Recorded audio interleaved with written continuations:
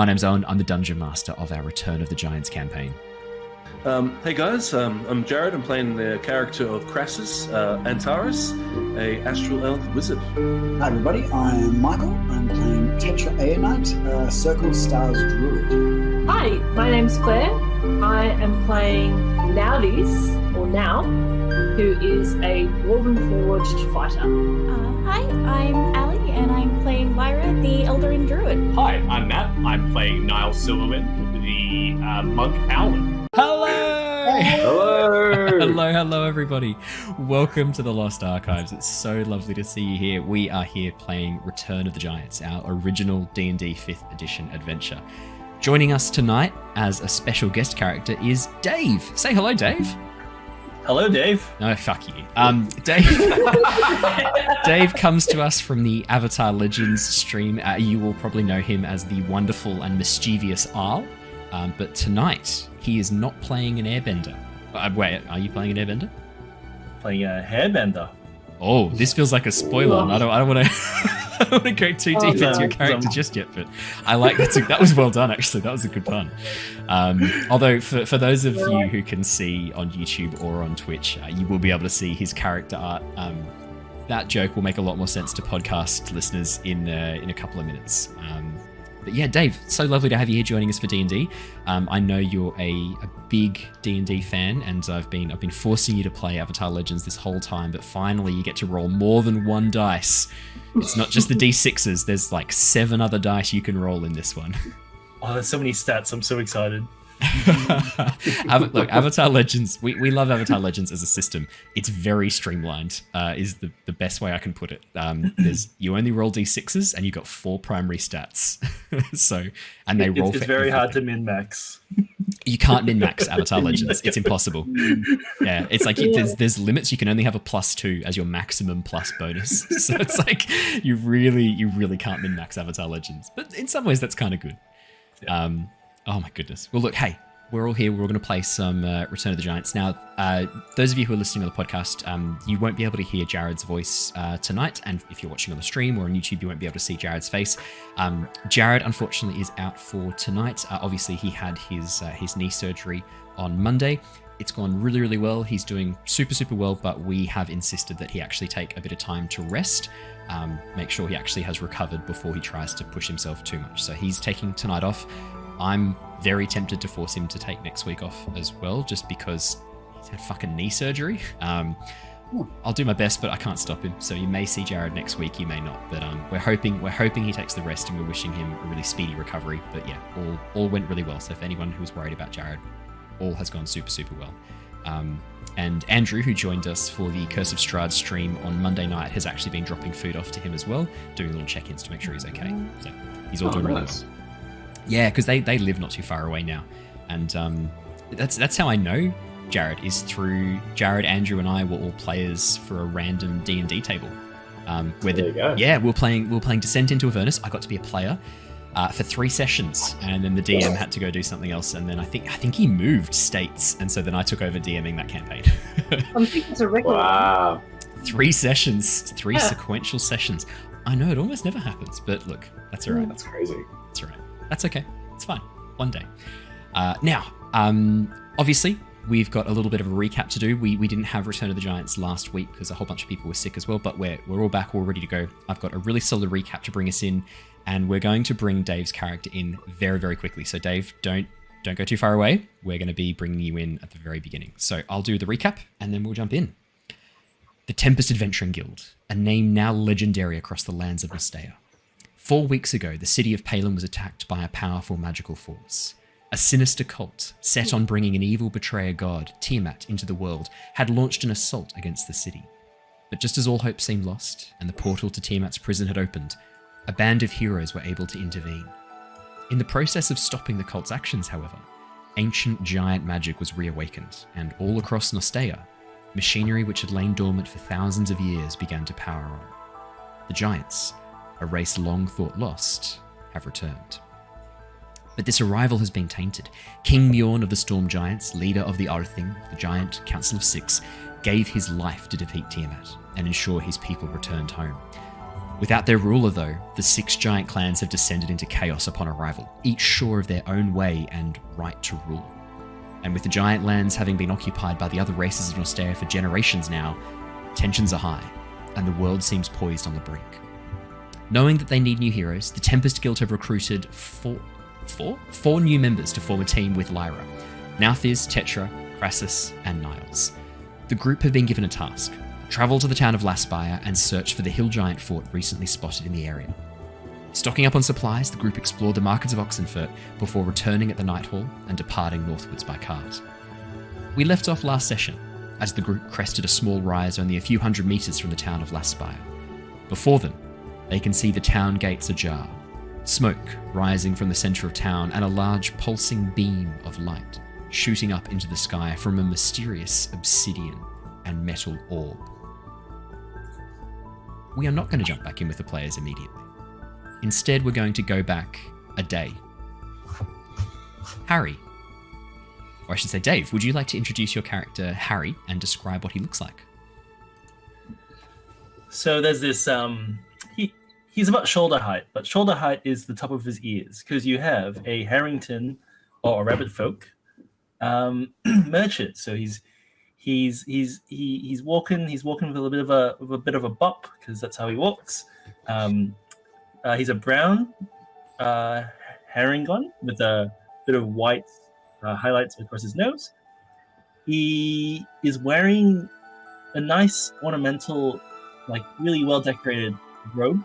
It's strangely functional and fitted. He's got an ornamental sheath for his sword or rapier in his hilt. And he's just a happy little bunny just hopping around. And I'll put your character art up on the screen as well really quickly, just so people can see Harry. Oh, Dave, you've just been granted advantage from Bree. That's it. There you go. So yeah, as a Harengon, as a rabbit folk, you are a bipedal rabbit, essentially a humanoid-looking rabbit.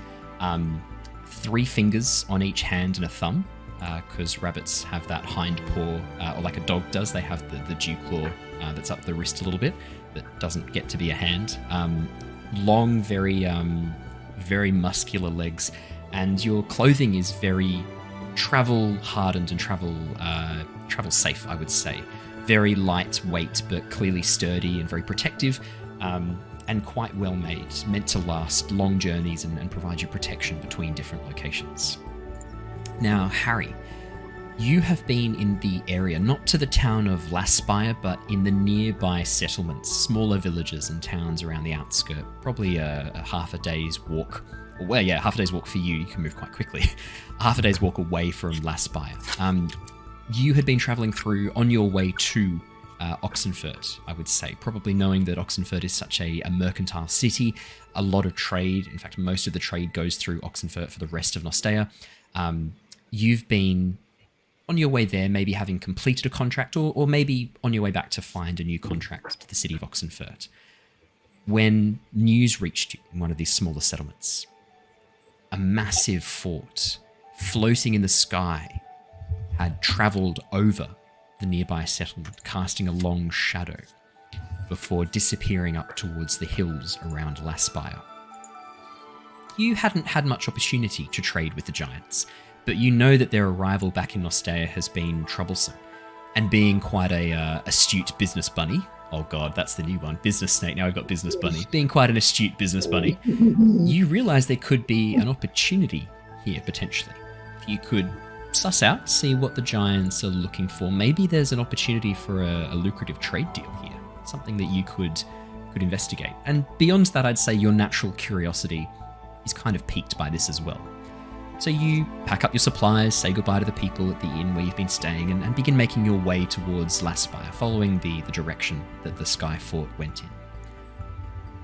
About half a day later, as you set off in the morning, as it sort of nears around lunchtime, you see this strange pulsing light, a beam rising from the forests in front of you. And as you push through, you arrive on a small hill looking down at the town of Laspire. Smoke rising from a number of the houses and a number of the settlements inside the town of Laspire, and the town gates ajar. The occasional ringing of a bell from a church echoing out across the land, but no sign of any people. Instead, the town seems almost still, quiet. It's then, as you glance over towards your right, you see a cart pull up at the top of a hill going down the main road before stopping, and a number of figures climbing out, also staring towards the town of Laspire, looking a bit confused. Hey, mates, this place looks a bit quiet. You guys heading down there? As you guys turn around, you see a how tall did you say you were, Dave? Like 5.5 feet? About the shoulder height for a man. That's the top of his ears, so he's like, his head would be like just 150 centimeters, probably. Yeah. 145, 150 centimeters. A humanoid rabbit folk, a Harengon, bouncing up over towards you, a bit of a spring in his step. Would you guys like to quickly describe your characters as well as Dave would see them? Oh, sorry, as Harry would see them. Starting with Matt. Cool. So you see a rather tall, lanky Owlin, sort of snowy grey, sort of feathers coloring, wearing like these silken robes, kind of like bangles on his around his feet and his hands. Quite an eccentric look, I'd say, pretty exotic. Does have these like very like pronounced like feathers like kind of rising up from his face, almost in like a Y shape, and then these two really big piercing yellow eyes. Probably looking at you, and the owl instinct in him is thinking like, oh, what is that? Is that food? But he represses his urges, and he's just like, I better not be too embarrassing in front of this fellow here. Yes, my name is Niles Silverwind. What are you doing here? Oh, more importantly, that is a very nice coat you have there. Is that custom made? Oh well, I believe it is. Yes, the Tempest Guild spared no expense having this commission. Oh, very nice. Well, I thought I'd come take a look, have a squiz, suss it out, and see what it's like down here. I've heard strange things about the Janes. Oh, well, yes. So have we. That's part of why we're here, actually. But please, my friends, I'm rude. I should let my friends here introduce themselves as well. Yeah, Ali, if you want to go next. Well, I'm Lyra. And if you look at Lyra, she's still got the same long sort of red hair that's just an absolute mess. It just is absolutely everywhere. Green eyes, fair skin, freckles, the usual redheaded druid kind of trope. And she's also sort of, for clothes, she's sort of got this loose fitting, draping teal sort of top that leaves a fair bit of skin sort of exposed on the shoulders and arms and backs. And sort of coming out of that exposed skin are almost chitinous mushroom-like plates sort of on her arms, and just weird, quite literal mushrooms just sprouting out just every now and then in sort of any random spot, pretty much. And even your armor has a bit of a mycelium look to it as well, doesn't it, Lyra? There's sort of like this network of strands that actually form the chest piece and part of the pauldrons. The branching sort of structure. Looking, it's very, very organic.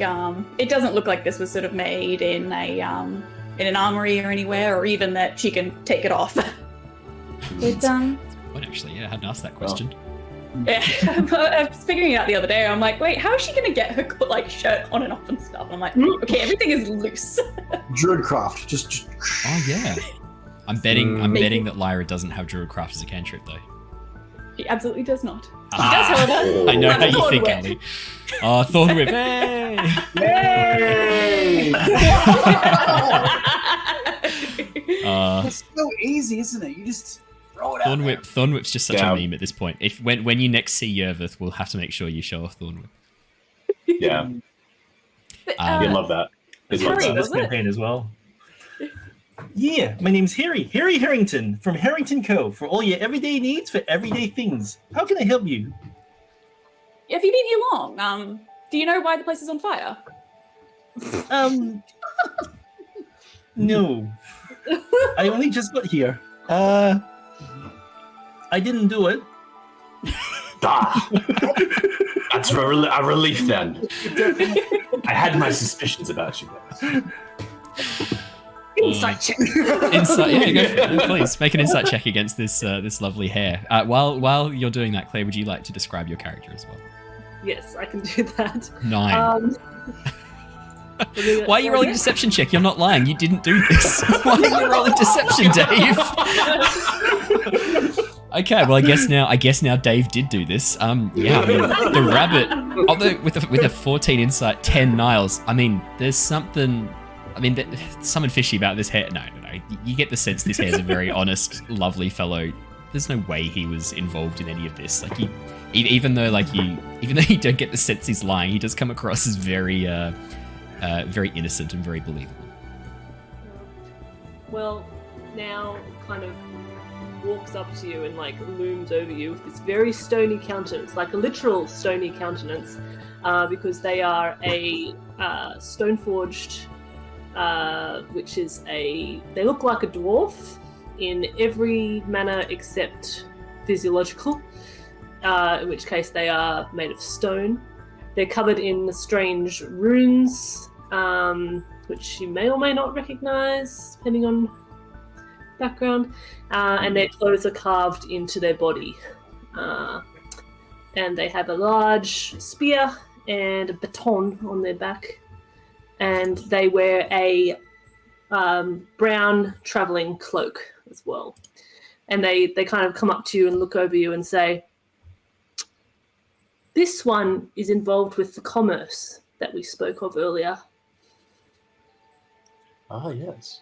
Do you are a sturdy-looking fella. Do you require monies? Do you require things? I sell things for monies. See now, this is what we discussed before in town. This is it. No, this one remembers the lessons that we were. Good. Yes. Except Yeah, that I actually, don't have any money anymore. I've got this. He pulls out a tub of oil. If you use it, you can make yourself nice and polished and sparkle a bit. Oh. I do believe they may come in handy for some of our other members here. Yeah. Now Look over at Tetra. the last member of the team. And Tetra is Michael, literally made of crystals, so you like this to- might come in handy. would you like to introduce Tetra? Yes, so Tetra is a crystal Genasi, and she's at the moment she's wearing just your general hide armor, and she's got a little shield slung over her back. But what you do notice is at certain parts her hair is mostly crystalline, and she's got occasional areas where crystals seem to have grown through and out of her, and little bits and cracks here or there as she glistens slightly blue and slightly purple. I'd just be like, and when you mentioned shiny, she sort of perked up. Shiny in what way? Oh no, this one. He pulls out another ointment. This one would be better for you. This one, the other one will on your shiny crystal glass like rocks. It would leave like a bit of a matte finish. This one here will make you sparkle. It's nice and clean. It's like the guy I bought it from calls it Windex. Right.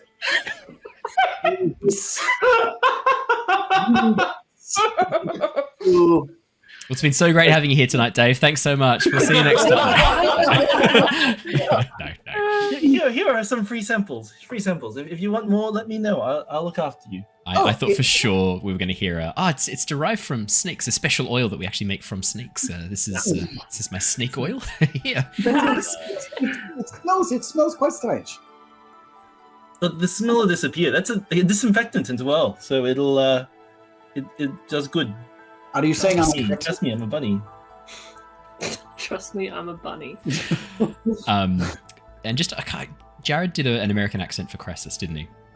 Yeah, like a Was it like a southern or like? It's like a slight southern accent. Yeah, that was it for Krasus. Yeah. The last member of the party. Bertram Blank. No, he's the other character. Oh, it is. Yeah, It's close. It's like Cassidy, yeah. yeah. No, It's also a little bit like yeah. it's also a little bit like the voice he's using for Luther as well in Luther. Curse of Strahd. The last member steps out of the carriage, and you can see, Dave, this is an elf, but a little bit different to most other elves you've seen. Darker purple skin with points of bioluminescent pinpricks across his face, forming almost like a constellation across his skin, wearing a long flowing robe that glitters like starlight. And the armor that he's wearing seems to be very strange, this very lightweight silvery metal that's actually built into the robes. And it looks like the robes actually have attachment points to wrap around and hold. And you suspect, looking at him, that he might be an astral elf. You've probably heard of them. You might have seen one or two before. They generally stick to the up to the sky city of Volus, which is where they spend most of their time. And as he steps out, he goes, "Krasus, nice to meet you. You said you were a merchant. You were coming here to trade?" Yes. I specialize in cloaks and clothing, but I do a bit of everything, really. That robe you're wearing, is that Electrum lined? That's very. Is that custom? Where'd you get this from? Made by He comes over and starts like touching it to like. I really prefer you don't just start grabbing it. The metal piece is aluminium. It's a special metal that the Astral Elves use. It's very lightweight and quite strong. And the fabric itself, I bought it on Volus. Couldn't tell you if it's custom made or not. Sorry. Oh, it's very nice. I'll have to go to Volus sometime and check it out. They're pretty. Yeah. Good luck. Yep. Gives you a thumbs up. Pops off. So I was. Yeah. Oh, sorry. I was just gonna say, is the town still actively burning, sort of while we're all talking? So there's or there's no I was signs. just thinking that. I should say there's no signs of any out of control fires. What you can see is some smoke rising from what looks to be the town square, where this massive orb is sitting. This giant obsidian and metal orb. It's probably about the size of a house. So it looks to be probably like 20, 30 meters across. It's quite large, and it seems to be sitting a little bit sunken into the earth, maybe 1/5 sunken into the ground, right in the center of town. And it stands out because it is the eye is drawn to immediately by this pulsing beam of light that occasionally shoots up from the center of it, pushing up into the sky. And as you look up and follow one of these pulses, you can see the clouds around have actually split in a circle. And are forming this almost like a ring around this of clear sky as it fires up towards the sky. So, what do you reckon that's doing? Yeah, I was just about to say, perhaps we should have a closer look at that. It doesn't seem normal. No, I would think not. No. Mind if I take along with you? Give it a bit of a suss it out? Yeah, always more the merrier. Sure. Unless you're going to try and kill us. You're not going to try and do that, are you? Can I roll a deception check? No. Well, you've got to answer Matt's gonna first. believe you anyway. Answer first, and then I'll decide whether or not you need a deception check. No, I'm a humble merchant. I would not do then that. You better roll a deception check then.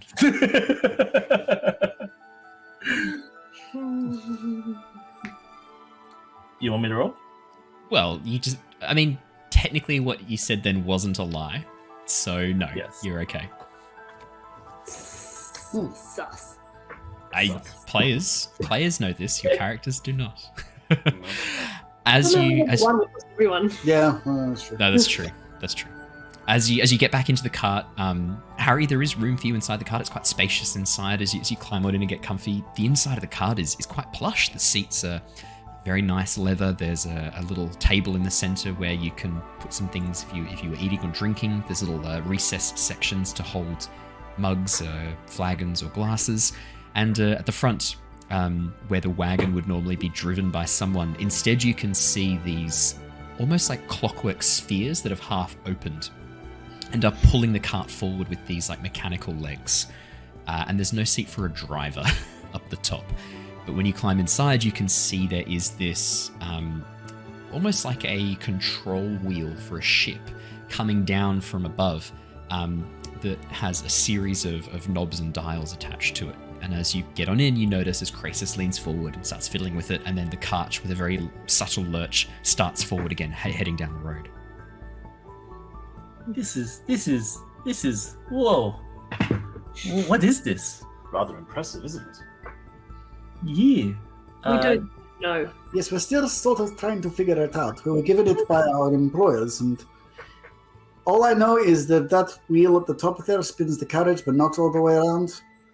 I still think it'd be more efficient if it just rolled like a giant snowball. I mean, sure. Absolutely.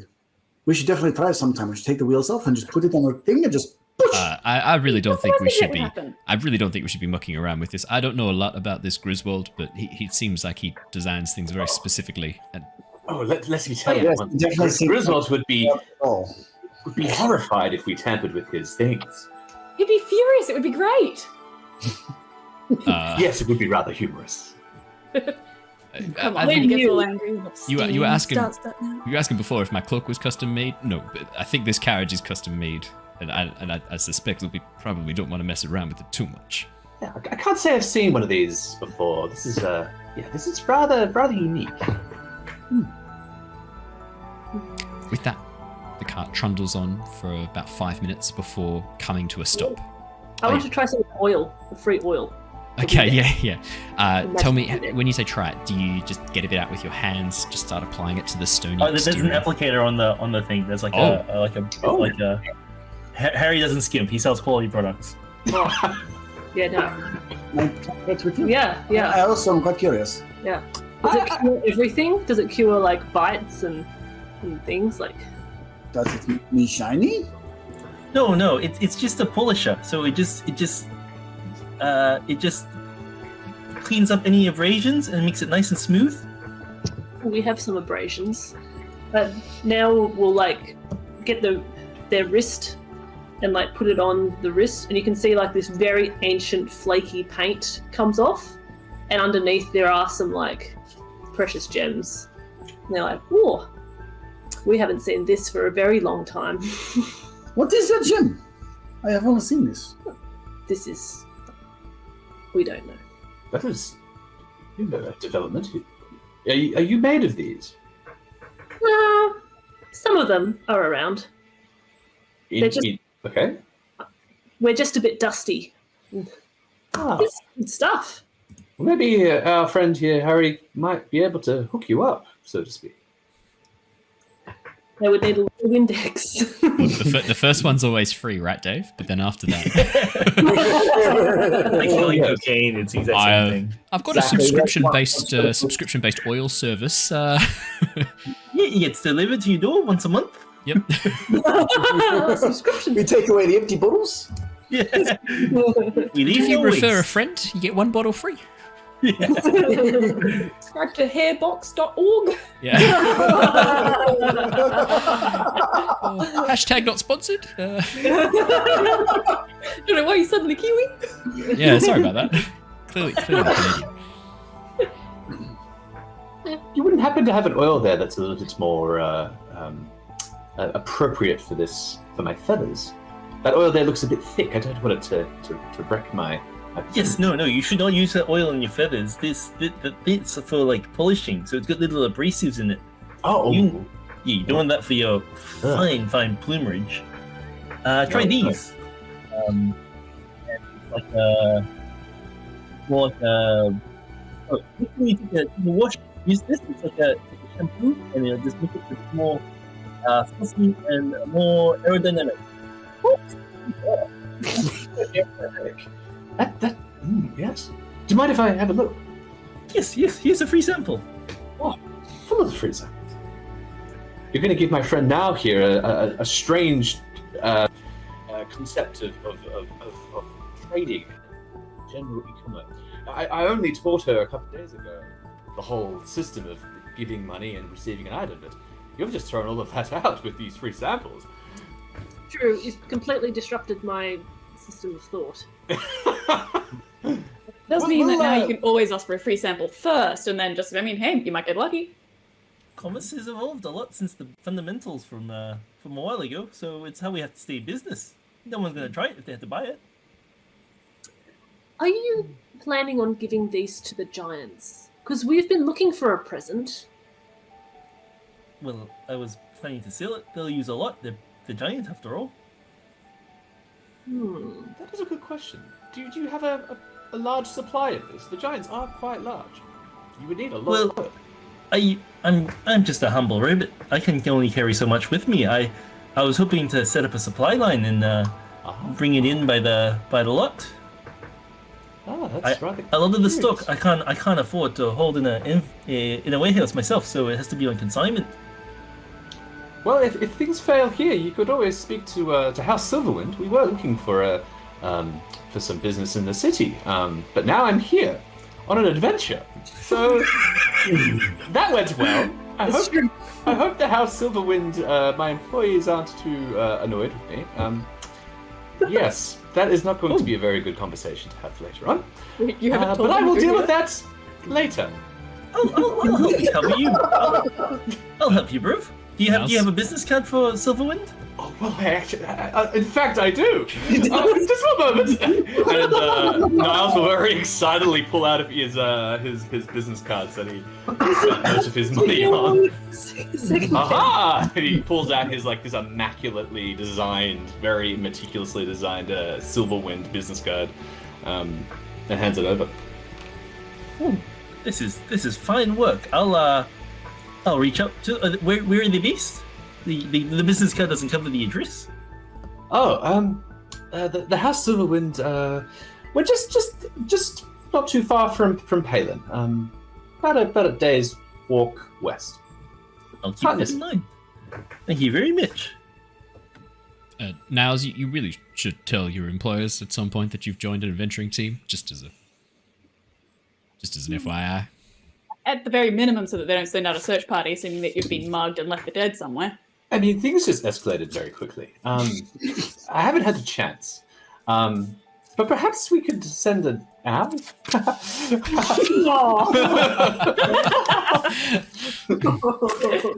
If we come across any of the Aarakocra Messaging Guild, I'm sure we could pay for a letter for you, Niles.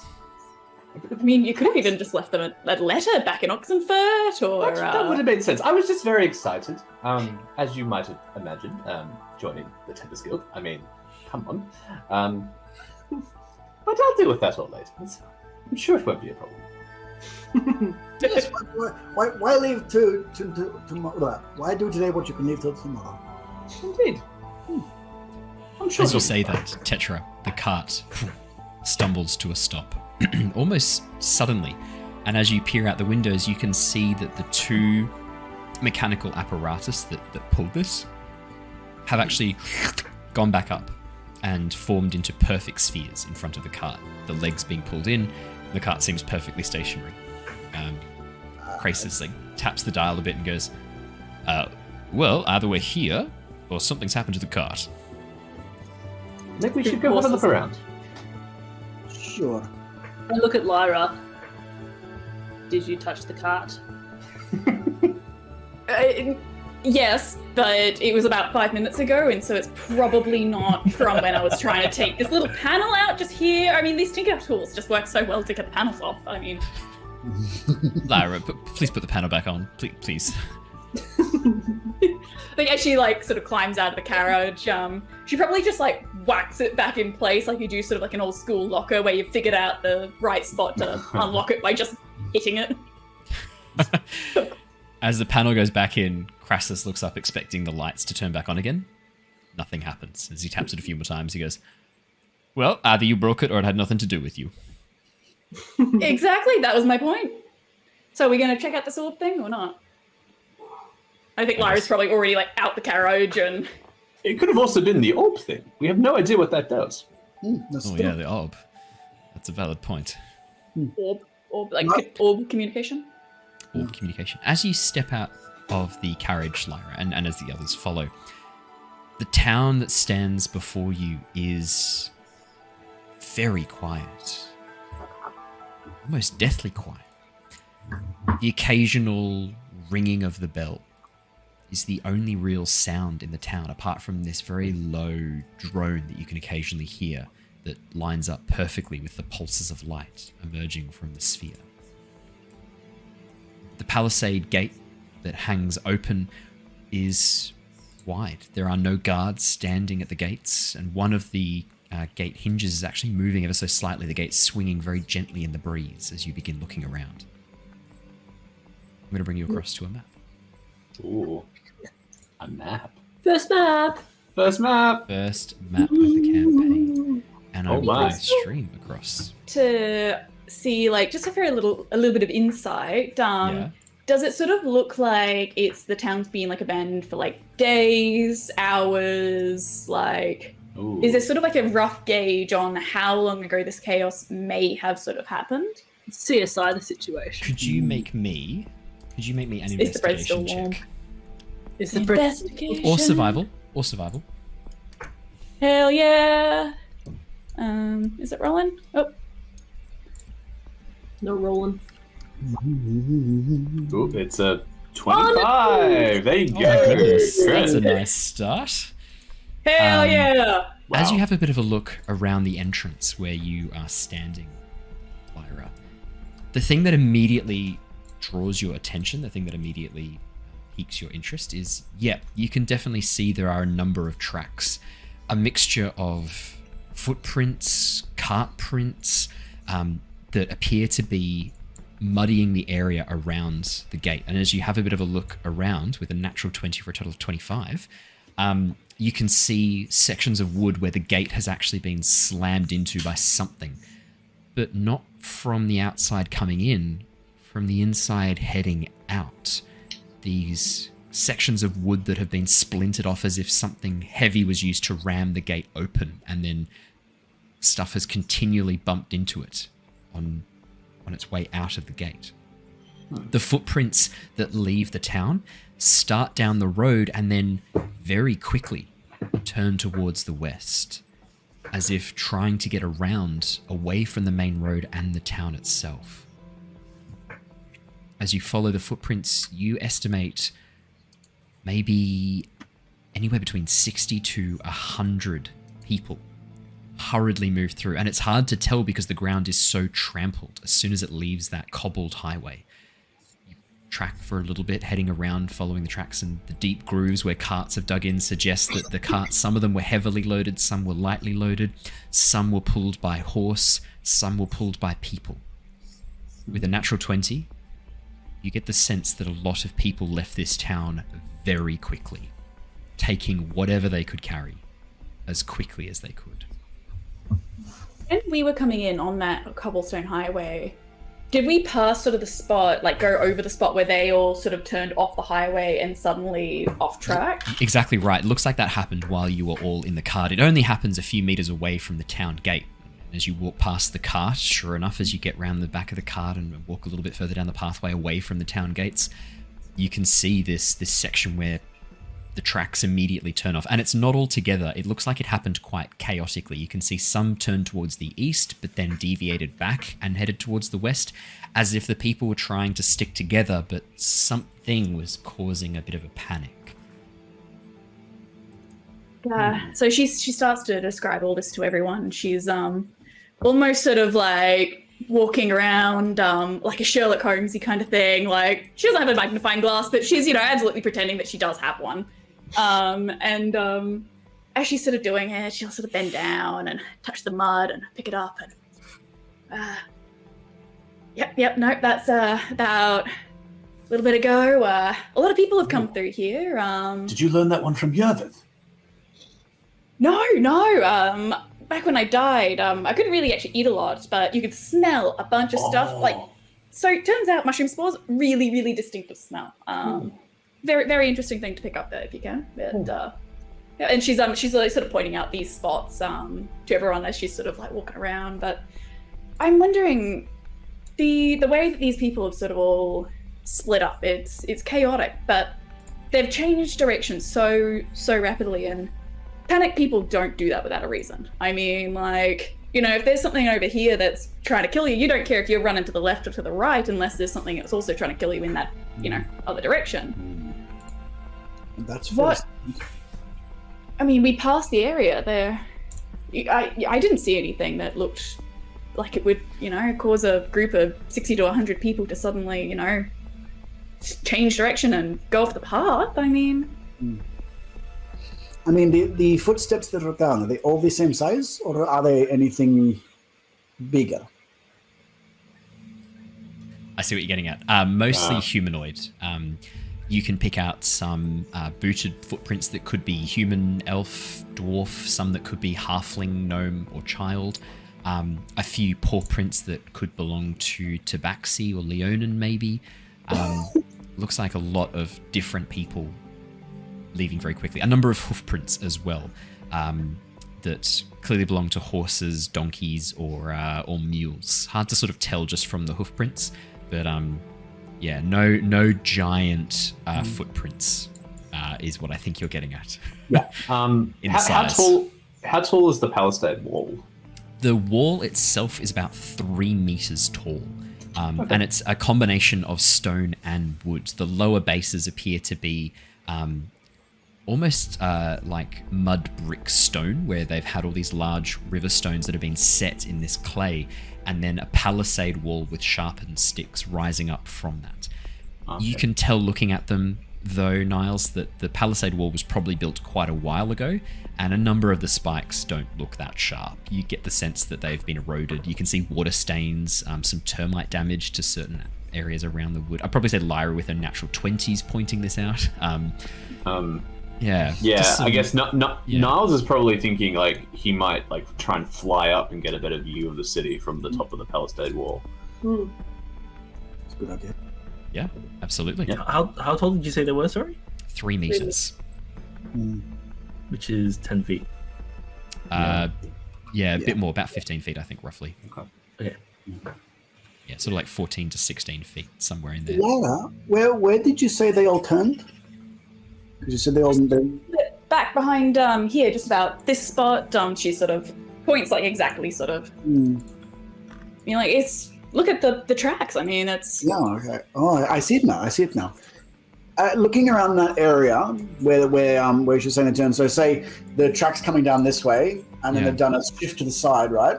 So let's use north and south to help out the podcast listeners. So the village lies to the north of you right now. You're at the southern gate. Well, the southern gate. They're coming down from the north to the south, and they've moved to the right or the left.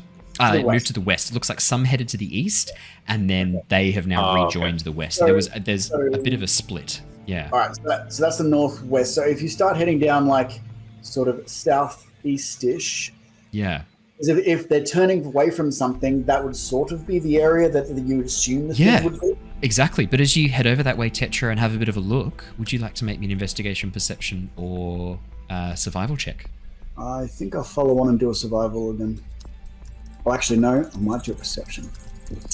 Just to mix. My favorite thing right now is that because this is all completely original, these guys have no idea what to expect. It's true. And I'm loving it.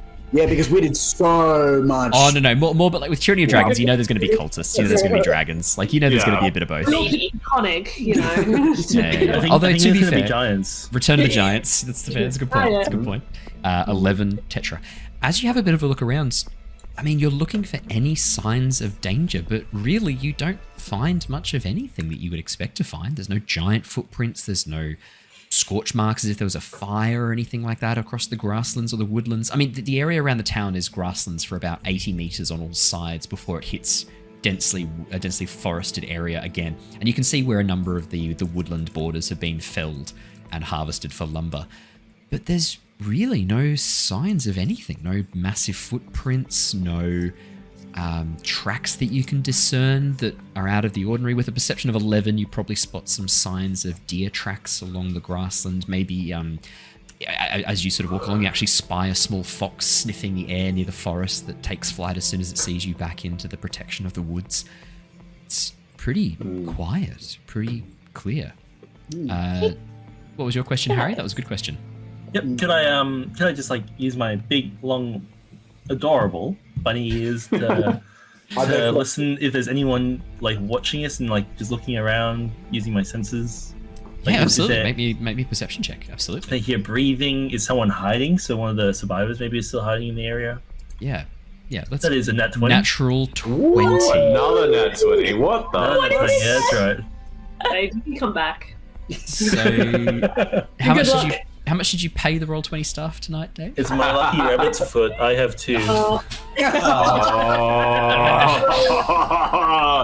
I'm going to make you roll that with disadvantage for that joke. No. Natural 20 for 25. Dave hasn't even fucking needed his advantage yet. We're not going to forget that you've been gifted that by the stream, but you haven't even needed it yet. Natural 20 for 25. There is something you can hear below that low hum. There's a mechanical sound, almost like the sound of clockwork or gears occasionally ticking, but coming from inside the town. It's very faint, but occasionally you hear the sound of metal scraping on wood or metal scraping on stone, followed by this sort of clockwork sound of gears like tick, tick, tick, tick, and then like this hush of steam release. And then occasionally the sound of almost what sounds like a saw coming from inside the town. Hey, bruvs. Inside, I hear. Sorry, Owen. I just was hear a expecting to bit be like, ticking. oh, guy, we probably want to head away from the coast or we're going to be beached as bruvs. Head inside. It is. Wow. This sounds like there's a noise. It almost sounds like a ticking noise on the inside, and something like letting off like steam. I have never heard anything like it. Oh, there it is again. Oh, there it is again. You can see Harry's ears sort of like twisting in time to listen, doing that very yeah, sort of wow. rapid movement rabbits do with their ears when they're actively hearing. From Niles' perch up on the wall looking into the city, what can he see? Yeah, I was about to get to you, Niles, don't worry. As you flap on up gracefully up onto the walls, as you get on up and perch, as you look into the town, immediately what strikes you is how much damage has been done to the center. Looking in, you can see a number of buildings have been reduced to rubble. Large sections of houses, shop fronts, all around the center of the town square have just been caved in and almost like demolished.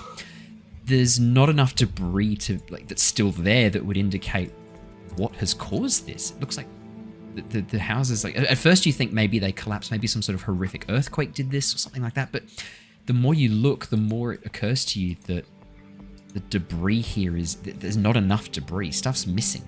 And to your eyes as well, looking in, you can also see sections of almost like this glowing magma, orange glow rising from the ground. And as you peek up and glance over, you can see there's a few veins of magma around the edge of this sphere that's in the center of town. What's more startling though is that immediately next to you, and as you look left and right along the town walls, most of the houses seem to be fine. There's no damage visible at all. In fact, it seems to be almost tightly contained to the very center of the town. Yes, this doesn't seem right, friends. I'm seeing some molten magma, and the town seems like it's been almost disassembled, I think. Disassembled or just destroyed? I mean, it's a very Seems specific to- word. It seems too methodical. The houses below me are completely intact, but the houses in the middle seem to be missing pieces and parts. I mean, that generally happens when a giant explosion goes off somewhere. No, but the parts should be, there should be enough, no, this doesn't seem right. There should be more ruin. There should be more debris. Are they building something? Hmm. Who are they? Niles, could you make me a perception check, please? Yeah. Natural 20, 24. What is this? Are you fucking kidding me? Is there going to be any mystery left for the next few sessions? Like, I've got a whole thing planned in this town. Niles, from your perch on top of the palisade wall staring in, you have a very clear view, and as you turn around to talk to the party, your eyes, very carefully honed, hundreds of thousands of millions of years of evolution have led to the creation of your incredibly sensitive and powerful ocular system. And as you turn your head, because you can't move your eyes independently because you're an owl, as you turn your full head, you catch just this hint of movement and flash of light at the corner of your vision. And as you immediately whip your head back around and focus in, tilting your head to get a better understanding of depth perception, fun fact, that's how owls do it, you're able to spy what looks to be almost like an ant, but as large as a dog, scuttling across the ground over near one of where the houses have been demolished, clutching a large section of wood in its mouth. It appears to be made of brass or bronze, its large metallic mandibles clutching this section of wood easily, probably 200 plus kilos that it's just carrying easily in these mandibles. And it's skittering along the ground, the metallic legs making this very faint clattering noise as it scrambles over the pile of stones that was probably once a shed or an outhouse, as it carries this hunk of wood back towards the giant metal sphere. As it reaches the top and begins going back down, there's this tss, as a bit of steam hisses out the side of its abdomen. Nard's going to flutter back down again. And he's just going to look and go, I just saw a metal ant. As big as a dog. Oh. Yes. A metal ant? A metal ant. Or maybe made of brass or copper, I don't know. But it had steam coming out of its neck, and it was carrying a piece of wood, taking it back to the sphere. I don't know what that could be. What is that? A giant ant's nest? But I don't know of any ants that are made of metal. New species? Huh? But it could just be a new species of ant. I mean, maybe the giants, when they came back, they had some stowaways and, they got out. Do you think they Giants, made giant them ants, for that makes fun? sense. Giants have done weird things. That's true. I think it's probably time we went in there and had a little look around, perhaps. I think so. Yeah. Okay. At least we know what we're up against. Given that we don't really know what happened to these people or the things around, did you want me to have a bit of a look around the area here just in case? Maybe stay with the cart for a moment and then join you inside? That might be good. Sounds like a plan. I don't want to leave this thing here inactive and unworking in case something happens to it. I don't fancy the walk back. The ants might take the cart. You have to be ready. I am not letting that happen. Pull it to public pumpkin. Griswold will cut our balls off. No, I'm not letting that happen. Those of us who have them. Those who don't, he will magically create them and then cut them off, I'm sure. But we could let Griswold know that we found some metal ants. I'm sure he'll find that very That fascinating. might distract him somewhat. That is a good point. But maybe I should stay with the cart just for the moment, and then I'll make sure I can stash it somewhere safe. Maybe I could cut down some of these trees and branches around us and make a bit of a cover for it. It sounds like a plan. Yeah, the giant metal ball will definitely be easily blended into the environment. Look, I don't need your sass, Lyra. I'm just trying to offer a solution. If you've got a better one, you can share it. Krasus here is a very smart individual, I'll have you know. I mean, if we don't come back, you could get one of the smaller spheres, launch it like a giant cannonball. Hopefully that'll do a bunch of damage when it inevitably explodes. And then we get some of these mechanical ants, hook them up to the carriage for the way back so we still don't have to walk. I'm sure that I'm very capable of doing something like that. Good luck. Yeah, On thanks. that, I think we should go see what these ants are all about. Yeah. Yeah, I agree. Let's hop to it. Oh, you've got a whole bunch of these, don't you, Dave? I knew what I was getting myself into when I said Dave was going to join us. I knew what I was getting. Brilliant. As you guys walk forwards and begin moving into the town, exactly what I described to Niles is what you see as well. The buildings on either side as you step in are untouched as far as you can tell. You can see that the buildings seem to be in good condition. There are signs that definitely there was a bit of an exodus that happened quite quickly. You can see that doors still hang open. There are some scattered possessions in the front yard of some of these townhouses that line the entrance to the village. But apart from that, the houses look untouched.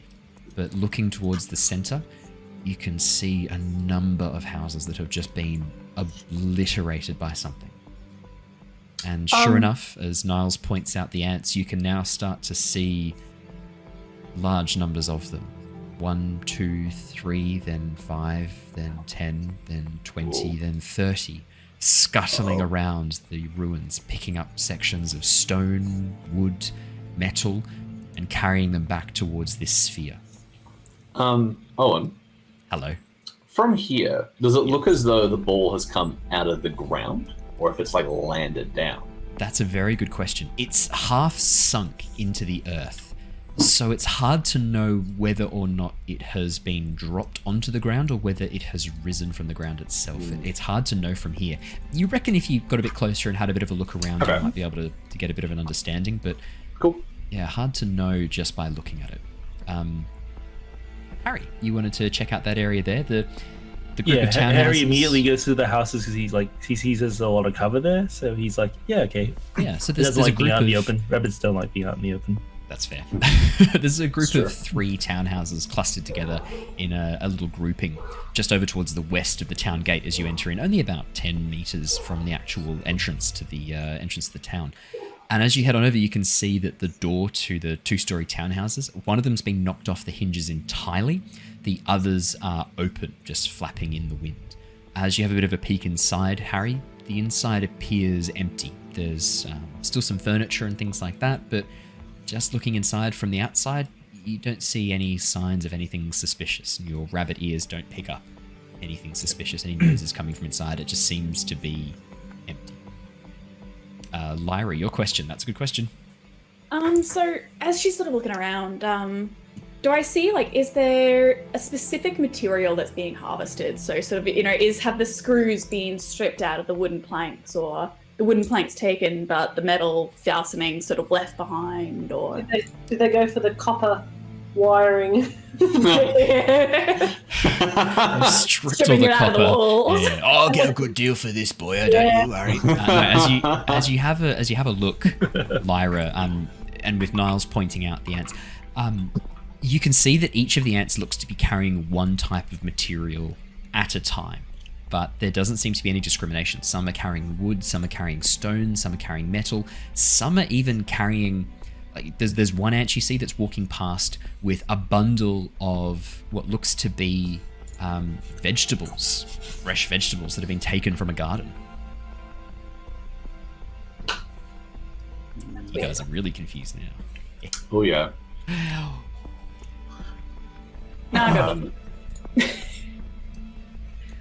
Guys, the one thing actually though, before we do get a little bit closer to these ants, there are a lot of them, and if they gang up on us, we are so screwed. I'm not sure if fighting is going to be the way out of this one.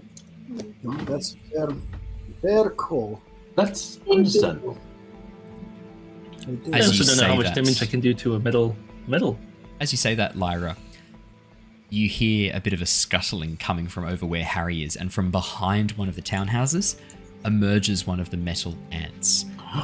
It walks right past you, without even acknowledging you, clutching what looks to be a clay pot between its mandibles. As it walks, you hear this tick, tick, tick, tick,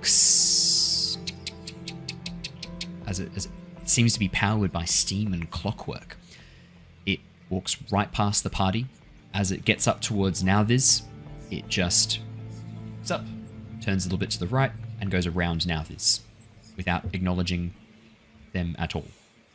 And as it continues on towards the metal sphere, it makes this clacking noise, this sort of like the sound of metal plates dinging together, creating this hollow ringing noise.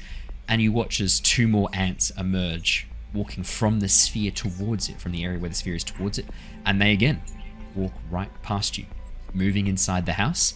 You watch as one of them begins taking apart a couch inside one of the open doors, while the other seems to be busying itself with some sort of metal stove.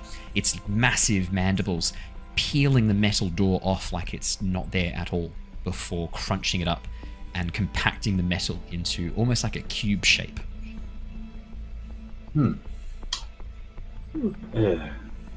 Well, at least they don't look like they're too fussed by us.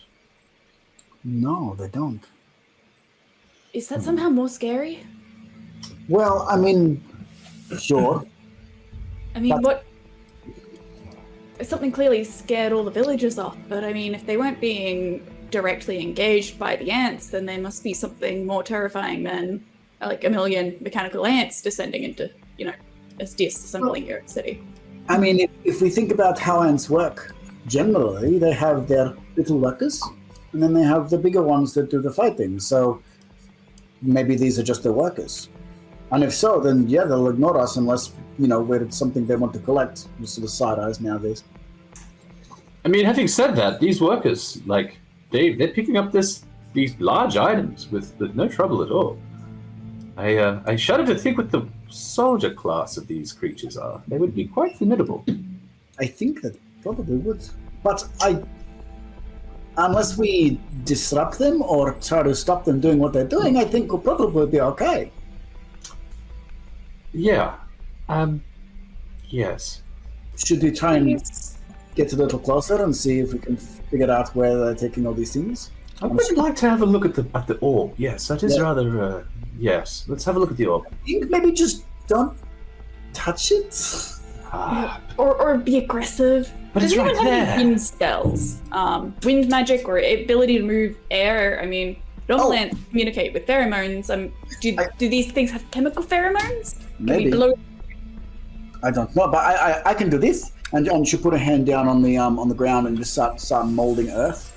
So what it is she'll cause the magnetic resonance in her hand to sort of pick up and find the magnetic resonance in the earth and start just sort of pulling it up in a little spire out of the earth. Nice. Like, I like that a thank lot. you. That's some cool flavor, Michael. I That's really like cool. I'm not sure if that's really going to be enough to disrupt the pheromones, but I mean, if they start blasting at us, if we could get some cover, that'd be absolutely awesome. I get behind the walls. I'll go that. I have can make a little look tiny over walls. there. I think that you might be overestimating these things. These things they do not look, they look mechanical.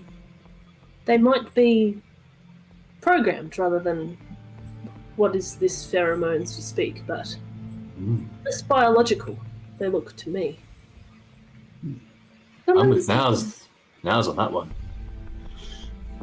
I would normally agree, but someone has taken some great care to. I mean, at the very least, these things look exactly like the ants that live here in Nostea. Just obviously mechanical and much bigger. But Well, we look like the dwarves from which we were made. This may have been a great dwarven artisan who made these ants. Perhaps it was a large ant-man who made these ant workers in his visage. Maybe a metal man. Some sort of in queen. Ah, yes. I am Iron Ant-Man. We'll start our own universe. Well, I can go have a closer look and then come back if you like. Nostea I'm pretty Cinematic stealthy. Universe, the Would you like a lift, Harry? I Ooh. could fly you over there. Niles, Yeah. Niles, what's your strength?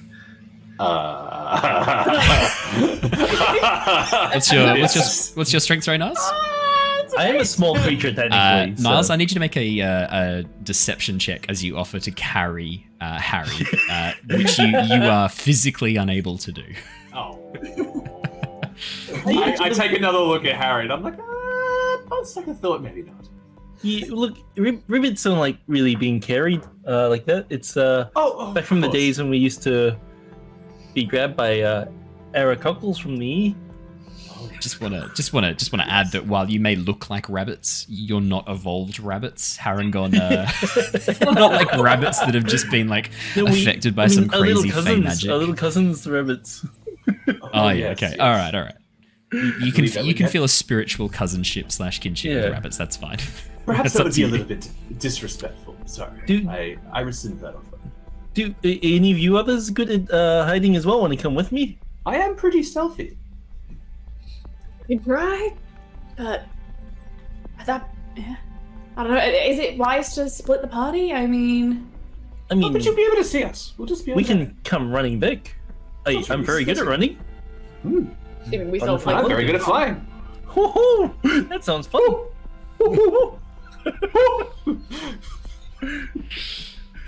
Alrighty. Make it a name.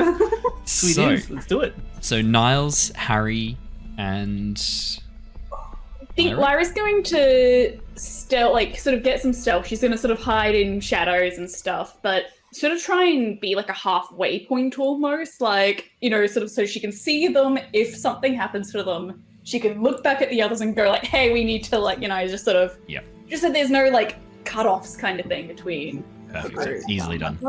I'm not really stealthy. I'm more shiny. Yeah. Shiny.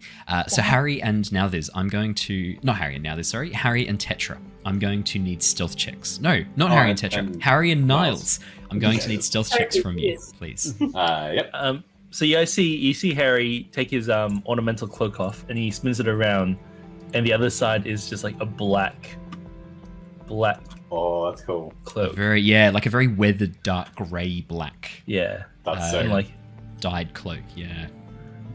Alrighty, 11 for Niles, 16 for Harry.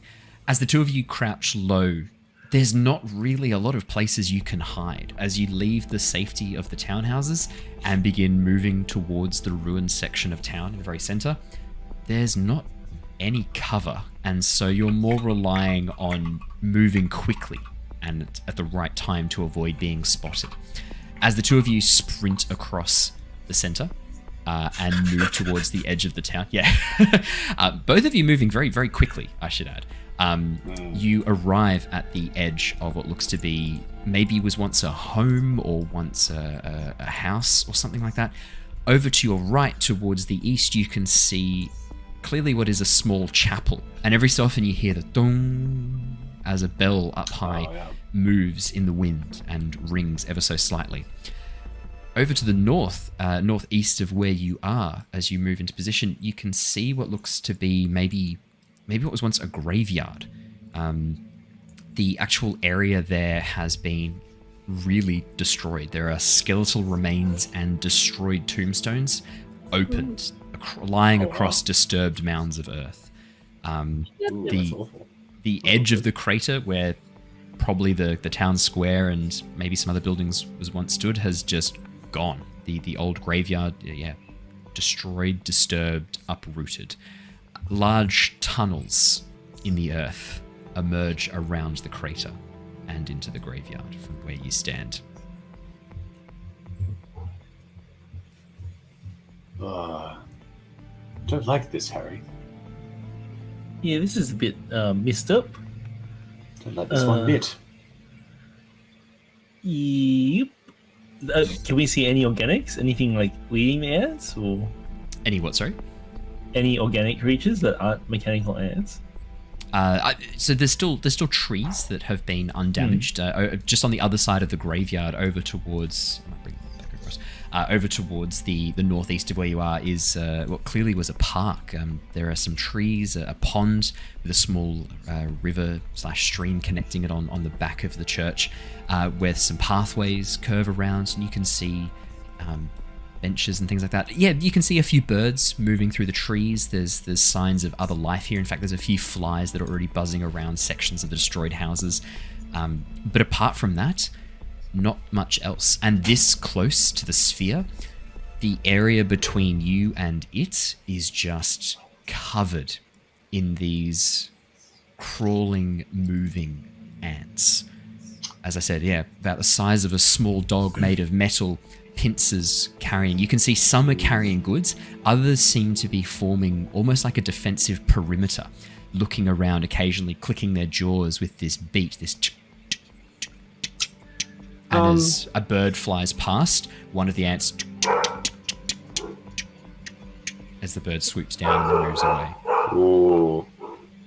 Well, this seems a bit shit. He waves the others over. You can also hear a dog barking from somewhere in the town, and as you turn, you see a dog sprint out from behind one of the houses, moving very quickly towards the town gate, seemingly disturbed. Tail between his legs. No, just rattled, not terrified, just rattled. Harry waves the others over. Brilliant. As the rest of you begin moving up next to Harry and Niles, you hear almost what sounds like the snipping of scissors, this very loud metal on metal, and then this dong, and then silence from the church as you hear the sound of this bell crashing down from above and smashing somewhere below inside the church. If we look at the bell tower, can we see an ant that just like slipped it off? But you do see a flash of metal as something ducks below the lip. Could I have everyone's passive perceptions? Anyone above a 15? I'm gonna go with Inclusive of 15 or 15? Yep, 15. 15 and above. Yep. Yep. 15. Meets it, beats it. That's the rule of D&D. If it meets it, 14. beats it. 14. Oh, Niles, so close. So close. Lyra and Harry, you catch... and Tetra. Oh, and Tetra too. Sorry, Tetra. Oh, nice. Lyra, Harry, and Tetra. You catch what looks to be almost like this segmented, elongated metal, almost like a worm-like appearance, this elongated, segmental metal cylinder, topped by this very strange three-pronged metal spike that dips below. Well, it sounds that's a bit gross. So in answer to your question, Lyra, in chat, any signs of polymorphism? Yeah. Yeah. Oh, yeah. You guys want to check out the church? I mean, that's the first thing that's actually reacted to us, so Either we go to it or it'll come to us, probably. yeah. The destroyed house right in front of you, with a very slow-grown part of the roof that's still intact, slowly falls inward and collapses, and you watch as two ants begin dragging what was clearly some sort of supportive structural beam out from under the rubble, and then together, using their pincers, cut it in half, each picking up a section of the beam and moving back towards the giant metal sphere. As we're sort of just staying there and like watching all of this happening, Yeah. is there like a pattern or any sort of like order to what they're actually taking? Yes. Or is it just completely random? Oh no, it definitely looks like there is a very structured appearance. In fact, you notice some of the ants, a couple of them have very distinctive cuts or scrapes along their body. They don't look brand new. Some of them actually look a bit aged or weathered or broken. And you can see that the same ants are going to the same buildings, like they've been designated areas to focus on. And so it looks like there are... I know, I had to give you that bit of information for the next bit to make sense. For you to be able to know that there's patterns to it. Yeah, so you can actually see that the ants seem to have like a geographical assignment. 2 to 3 ants per squad, essentially, of these metal ants or these drone ants moving to each building and having an area that they're deconstructing. And it looks like they are taking stuff down very systematically, focusing on the wooden support structures, caving in the roof. Some of the ants, one ant sort of will stay behind and cut things up while the other two help demolish and carry. It's a very clearly structured system, and all the ants are in these squads of about 2 to 3. And they're taking everything. Like they're not, they're just, okay. Yeah, there's no discernment whatsoever. Everything's being taken. I will say there does seem to be a focus on metal first, followed by everything else. Gotcha. Can I ask a similar question, except that with Now's background, Hello. Knowing about sort of not just like how soldiers work and are arranged, but also hive minds. Mm-hmm. Ooh, yeah. Can they determine any sort of system of communication or a structure or hierarchy as they've just been observing these Could you make me a perception investigation, or I would argue survival check? One of those. You get to pick, and I'll tell you what you learn. Perception, investigation, or survival? Well, I'll do. I think survival would be most appropriate for what I'm trying to learn. Yeah. Survival 17. Looking out and watching across the area as you focus, you can see that the ants, the group that are guarding the sphere, looks like they're forming a bit of a defensive perimeter. They seem to be a bit older than the rest of the ants. The metal casing is a bit more damaged. You can see that the mandibles occasionally are chipped or cluttered. But what you do notice is as one of those larger ants, maybe as you're watching, there's this hiss of sudden escape steam, and you watch as one of the legs just stops and then seizes up. And the ant sort of turns back, tries to move it, finds that it's non-functional, raises its pincers and clicks rapidly 3 times. Another ant, one that was working on one of the houses demolishing, immediately drops what it's doing, heads over, picks up this ant and takes it back to the sphere before returning and assuming its guard position. After a few minutes, another ant, this one looking repaired and fully, like not the same ant, looking brand new, not so perfectly brass and bronze, this one a mixture of iron and brass and bronze, emerges from the sphere and moves over to the other ants and begins helping demolish the same house. And any reference at all to the thing in the church tower by any of the ants? Doesn't seem like any of them are making... So for the moment, the church seems to be clear. There's no ants coming or going from it, and there doesn't appear to be any movement of ants around the church. Okay. I think now we'll just kind of nod, kind of getting a glean on what's happening, and say to the others, we think maybe checking out the church would be a good idea. It does not seem to be involved in the chain of command like what's going on here. A good observation now. Let's check it out. Yes, let's. Alrighty. As you guys move over towards the church, I'll describe it in a bit more detail for you. The small stone temple seems to be dedicated to Lysander, the goddess of the dawn, and Melora, goddess of the wilds. The slender steeple that once contained a large bronze bell has some stained glass windows depicting images of a golden sun rising over a forest and a storm at sea. You know, in Nostea it's not unusual for smaller towns and settlements to have multidisciplinary faiths represented within churches or chapels, and often the gods there, while they will have a stronger connection to one god in particular, they will happily preach about all of the gods in the prime pantheon, the prime deities, given that they are, for the most part, all allied and all aligned in their purposes for the most part. When you guys arrive and move up, you can see the front door to the church is wide open. Sunlight pouring in through the stained glass windows along the side, illuminating just a little bit of the inside from your position, just back from the front door. You can see rows of pews inside and this golden light filtering in from these stained glass windows. Is there an access from a higher level, or is it only the door that's the main access? It looks like there's also a staircase leading up to another wooden door that's closed around towards the side.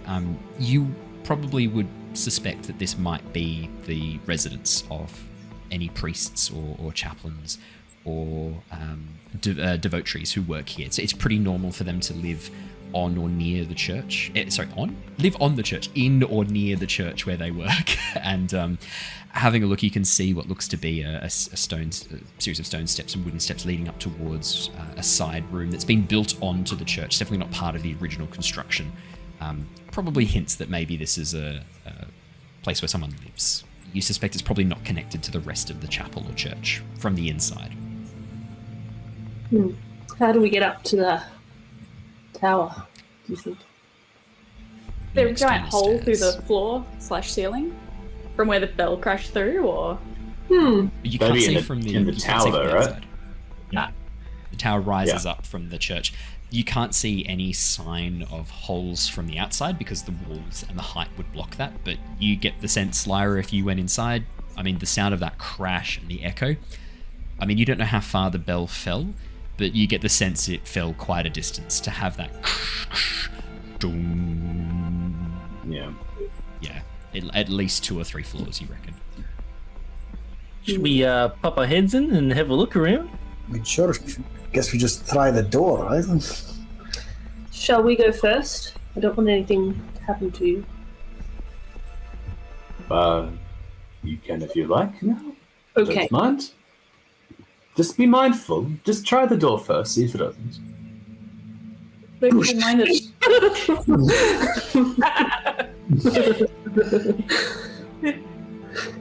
Well, whatever took out Bell, So the front door of the church is actually half open as you move up towards it, Tetra, and now that's how you're able to see a little bit of the inside. As you move up towards it, Tetra, and now and push the door open. As you look inside, you can see stone altar at the very back of the church, pews standing, lining the sides, and at the back where the pulpit is, looks like there's a massive cast iron bell that has smashed down through the ceiling above and has embedded itself into the stone steps leading up to this dais. Looking in, there's not too much else you can see just from the outside, but you can see the sunlight streaming in through those windows on either side, illuminating the wooden benches, recesses with some books, and then the stone dais at the end that's been partially destroyed by this bell falling from above. Is it just the bell that's caused the ruin in this room, or is there any other signs of damage? No other signs of damage. Yeah, no other signs of damage. The pews are undamaged. The pulpit itself seems fine. In fact, the bell narrowly missed the actual pulpit by mere meters, but has slammed into the steps up this dais and has cracked the marble open. And you can see the bell itself has dinted heavily on one side. Can we hear any other form of movement in the church? Ooh, I'm definitely going to get a perception check from you, Harry. Ooh. Yep. So you see from the doors, like the ears are just like poking in, but you can't see the head. Going. That's only a 12. 12. Not much that you can hear. The bell itself has sort of stopped ringing, even faintly. You can no longer hear the sound of the bell, but yeah, you can hear the mechanical noise of the ants outside. Not too much coming from inside. What would you guys like to do? Let's go in then. Yeah. Be on your guard. We don't know if that thing is still around. I'll ready my weapon and walk in.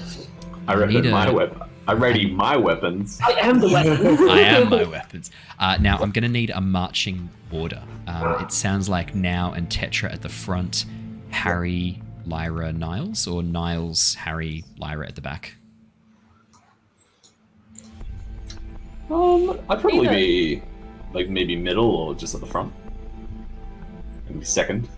Yeah. Lyra's Harry's fine to pretty be keen. rear You could guard. probably walk through the door and up the pews, the line, the pathway in the middle of the pews, two abreast would be. I think you could easily do that. So yeah, do you want to go?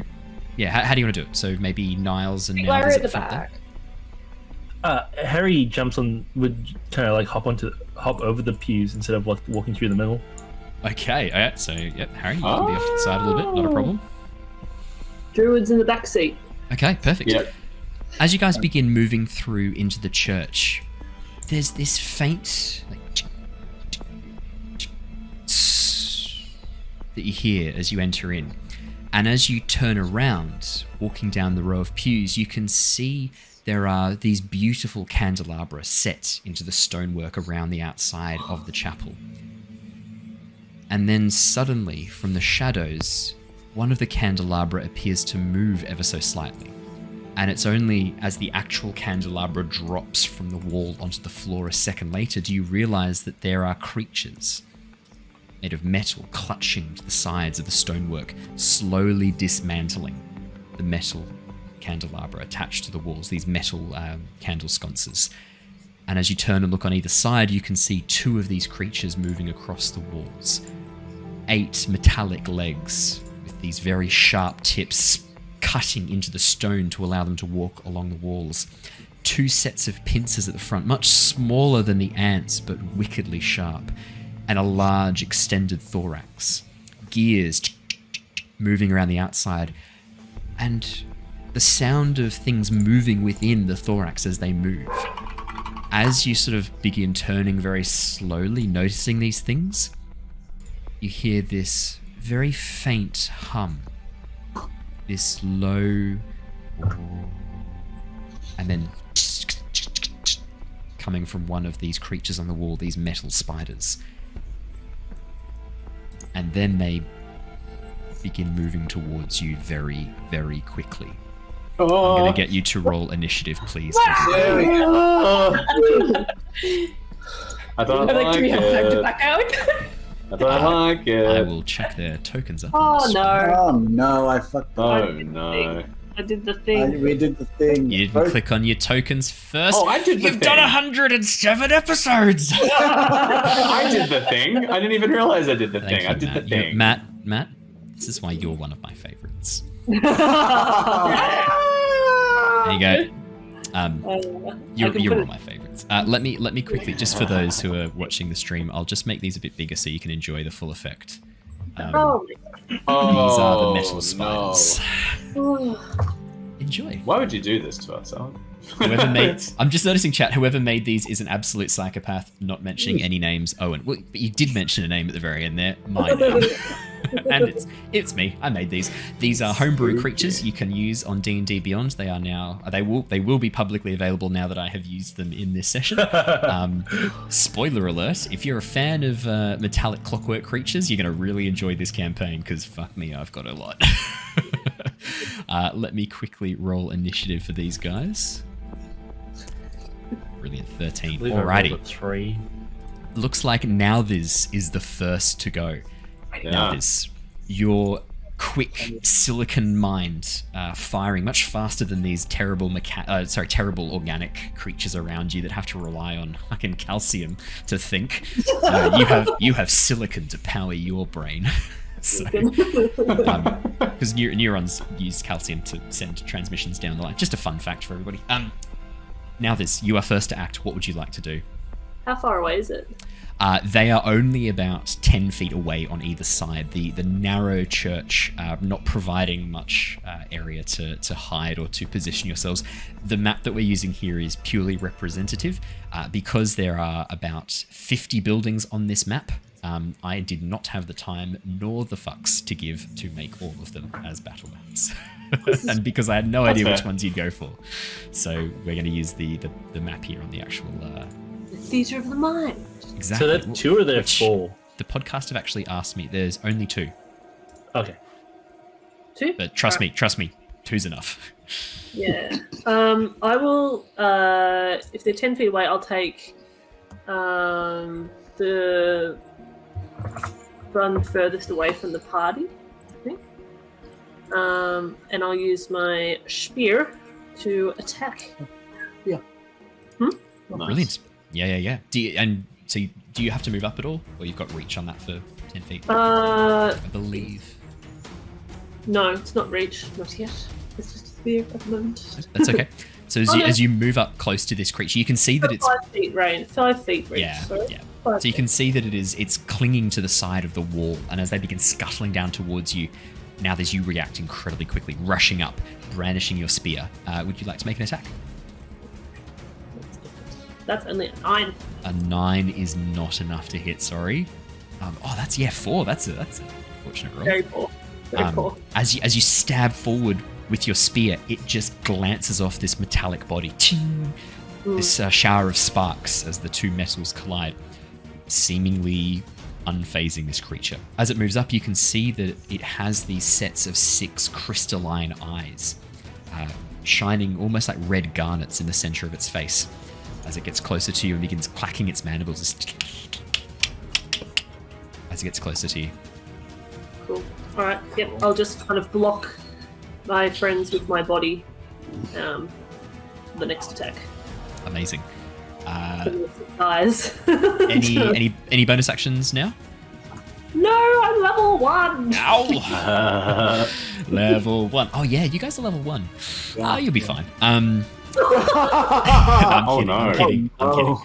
Not all of you are level 1. Harry's coming in at level 2, so don't worry too much.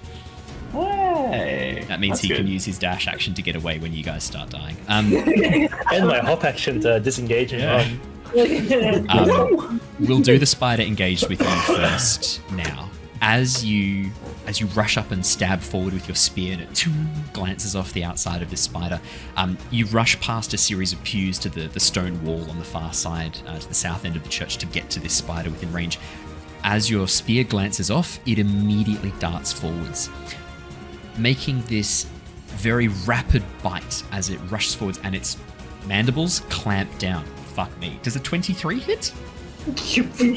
Oh. I rolled a 19. It was almost a crit. Jeez. It's almost a crit. Uh-oh. Now that's going to be 6 slashing damage as I roll maximum damage as well. So sorry. Oh, and you try to kill the guest PC first attack. No. I am supposed to kill the guest character first. You're right. Harry, I need you to make me a no. Now, as this creature rushes forwards, these mandibles look like they're designed to cut through stone, wood, and metal. And as you hold your arm up to take this hit, this shower of sparks followed by this shower of stones and gravel as your arm is mauled by this creature. Oh no. The other spider is going to move up. Actually, no. It's going to stay exactly where it is. This is far scarier. It stays clinging to the wall, and as it looks between the two closest people, Tetra and Niles, I'm going to get... Dave, could you roll me a d4, please? Odds is Niles, evens is Tetra. For who it's going to attack. And that way they blame you, not me. So. Yeah. Did that roll? That did? That's a 3. That's a 3. Did that not come on? That's okay. That's fine. All good. Odds is Niles. So, sorry, Niles. As the spider lowers its head down, you watch as the mandibles click open and form this X shape at the front of its face. This metal spike moves out from inside its mouth and begins crackling with energy. And then a beam of lightning, this arc of lightning shoots down and strikes towards you. Does an 11 hit you, Niles? It misses. Niles, you nimbly duck to the side. This arc of lightning just glancing off the wood. Actually, I'm going to say you're standing near one of these metal candelabra that's floor mounted. As you duck, the metal candelabra pulls the lightning towards it and it arcs off onto the metal, narrowly avoiding you. There's this very faint smell of burning feathers, and Niles, as you look at one of your wings, one feather, the tip of one of your feathers has just been singed by this as it went past you. You're used to doing shield. I was about to say it. That's so funny. As the spider begins moving back, the pincers closing up and then falling back into these mandibles, the metal rod moving back inside its body, you get the sense that these creatures are capable of dealing a bit of damage. Amazingly, keeping the flow of combat, Niles, you're actually next up. As its mandibles are starting to go back into its mouth, I'm like, oh no, you don't! And I'm going to like fly up and try and like hit it with my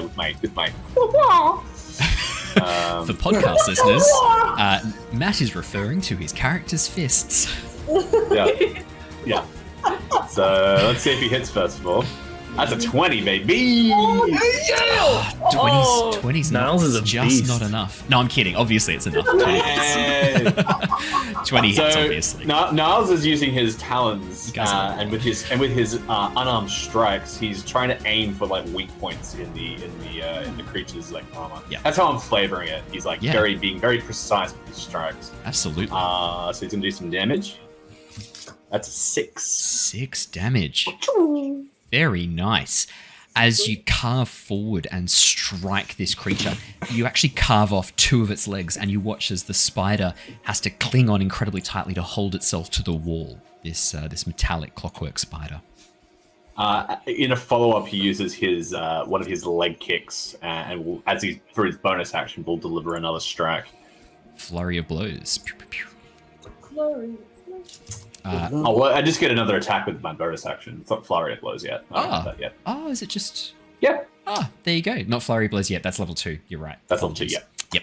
Apologies. We don't often get to play level 1, and normally for only a session, so... Exactly right. 2 attacks level 1's crazy. Yep. Yeah. Monks. Monks. The good news is that normally he doesn't do much damage. It's just this time he does do shitloads of damage. 18 hits. Would you like to roll me some more damage? Yeah. Plus 6 is also crazy. 8. Hey, that's max damage on my roll. Niles, how do you want to do this? I liked so the first attack, like sort of like swiping and like cutting off like 2 of his legs as it's sort of hanging on for dear life. I just follow up with like a bit like a roundhouse kick. Like my leg just lifts up in the air, like right up, like all the way up, and I just like bring it down with the full force of this strike as my like talon foot just lands like straight into the central mass of this spider. With an aim to just probably knock it off the wall. Yeah. Brilliant.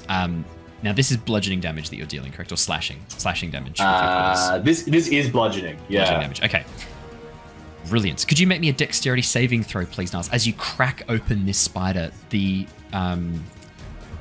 it's as its mandibles crack open and the 24. As it cracks open, the lightning begins to arc around it as you see this energy source, this crystal humming with this energy, lightning crackling across it inside its actual thorax. As you crack it open, the energy begins discharging randomly around it, but you throw yourself backwards, nimbly ducking and dodging, taking no damage. That's amazing. You son of a bitch. I just land very gracefully on the ground as the explosion appears above me. Yeah, as these little arcs of lightning and just ground themselves around you. Tetra, it's your go. All right. Well, so what she's going to do is her little stone that's been sort of satelliting her is just going to pick up some speed, do 2 big loops around, gathering a bunch of momentum, and then just going to flick it straight at the spider. Brilliant. The one engaged with Nauthiz over towards the other side. Yes. The one engaged with Nauthiz. Yeah. Fucking hell. Natural 20. Your rolls tonight. What is happening? Who hasn't rolled a nat 20 tonight? I mean, I haven't, but I've rolled really well anyway. So just being like, so As you cast Magic Stone. +5. That's insane. 6 + 5 for 11. Yep. And the stone is straight at it. Why +6? Because for the crit, we're doing better crits, yeah? Oh, apologies. Yes, you are. Yeah. Sorry. I was just I was having a complete mental blank there. Yeah. As this stone spinning around your head suddenly flies out and cracks through this thing, you watch as you sever its entire abdomen. And as this massive metal case falls to the floor and cracks open, you can see it's full of what looks to be random items that it's taken and filled up its thorax with. This almost looks to be like a storage container that the spiders use to carry items. As the thorax is severed, the spider begins crackling with electricity, looking very hurt. Excellent. The stone will complete its arc and come back and just Tiny hold metal it spiders. Yeah, thousands of tiny metal spiders begin pouring out. I'm not that evil. I would leave. I'd be like, nope, adventuring over. I'm out. Niles just like strikes a match, chucks it in, and goes, "Yeah, this place is burnt down. Let's go." Was there anything else on your turn? Sorry, Tetra.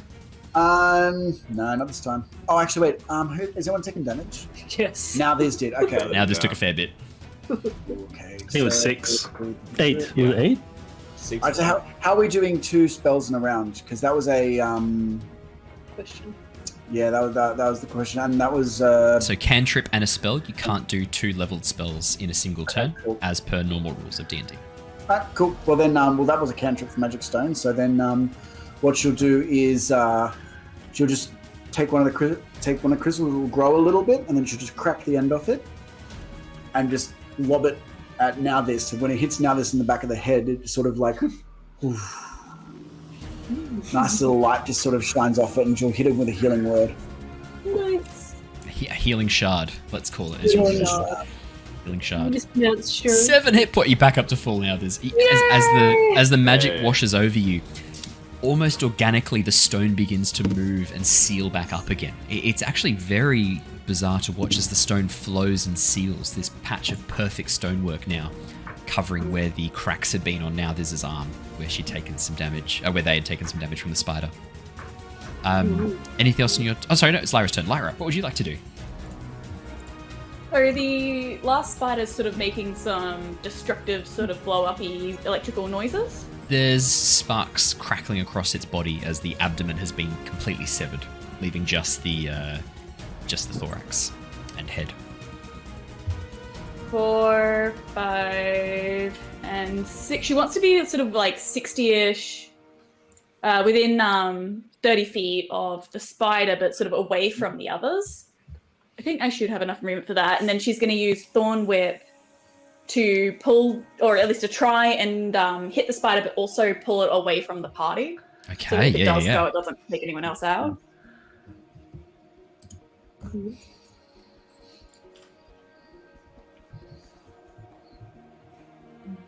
Let's have a look. Yeah, give it a roll. You're not gonna believe this. Not 20. Not a natural 20. Is it? Natural Yes. 20. It was the world's slowest roll across my desktop. I've got the weirdest lag. What? It's very strange. Yeah. What? Wow. That has to be a record, I swear. What is happening? Oh, fuck. So, Aneurysms, what's happening? so 1d6 damage immediately, which is you rolled a 0? How did you roll a 0? That can't be right. Oh, It's I gone in there. think I rolled damage. I think I just rolled to hit. Oh, Underneath it's done something weird. Rolling. Oh, that's a weird 1d zeros. no. 1d just. That's weird. I'm roll just it. going to ignore that. I think let's just go with the 1d6 because it's Thorn Whip is 1d6 damage. Yeah, perfect, thank you. So 3 plus 6 is 9 damage. How do you want to do this? Wow. Basically, like, because she's thinking that this thing's gonna sort of explode in like a electrical thing, she really is worried that if it goes off near Niles, that it could sort of hurt them.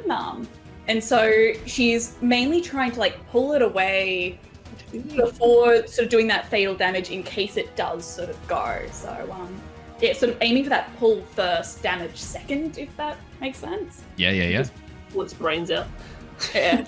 Even like just grabbing it by like, whatever head part and just pull the whole thing like a fishing rod. Yeah, absolutely.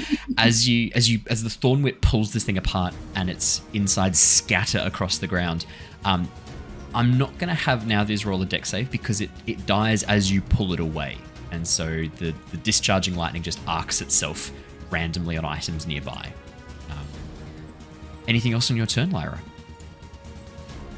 I think I just look around and just make sure that they're in, like, there haven't been some sort of call to arms from us taking out these 2 spiders. Like, Yeah. Do you want to make me a quick perception check? Or yeah, I'd say perception check. He's really hoping. What the fuck? Okay, I have not got force critical. What? I swear. I am not kidding. It is not on. No. Hang on, there is something. If you hover over the dice, there is something weird coming up for some of them. It's still got the 0. Like, Rolling 25 plus 1d0c 0cf 1d20 That's plus weird. 5 20 plus 5 25 plus Rolling 0. a 25. It's rolling a 25. That's weird. Yes, What? something Okay, no, there's something wrong then. Everyone's had it. still amazing. Does everyone have it? No, No, actually, no. no. Everyone else is Well, I just rolled a rolling. 19, so. And Lyra, some of yours have been rolling normal again. Can you try rolling perception from inside your character sheet again, just one more time? See Doing what it happens. again. You get another one. No. Okay. That's just a legitimate What nat if it's- 20. I just have to I'm accept just that. making sure it's not clicking the B versus clicking the number, or. Oh, I think if you. But I yeah. just did both. Like, Okay, no, never mind. Then we're going to take the nat 20 because clearly it's legit then because you've just rolled a couple more and it's all normal. 25.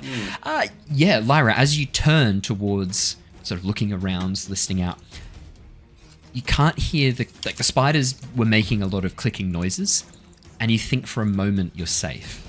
Maybe it was interrupted. Maybe there's been no chance to call for reinforcements. And then you hear this echoing coming from behind the bell at the far end of the room. Uh-oh. And you watch as this long metallic, almost like a snake, rises out from behind the church bell. Uh-oh. Huh. And then the rest of the body moves forward, revealing this object you'd seen before. This shape was just the tail of a massive metallic scorpion, Oh, no. which I will make very large for the stream viewers really quickly to enjoy. Oh, shit. That's terrifying. Not life, that's not how big it is, but just so that you can enjoy. Ah.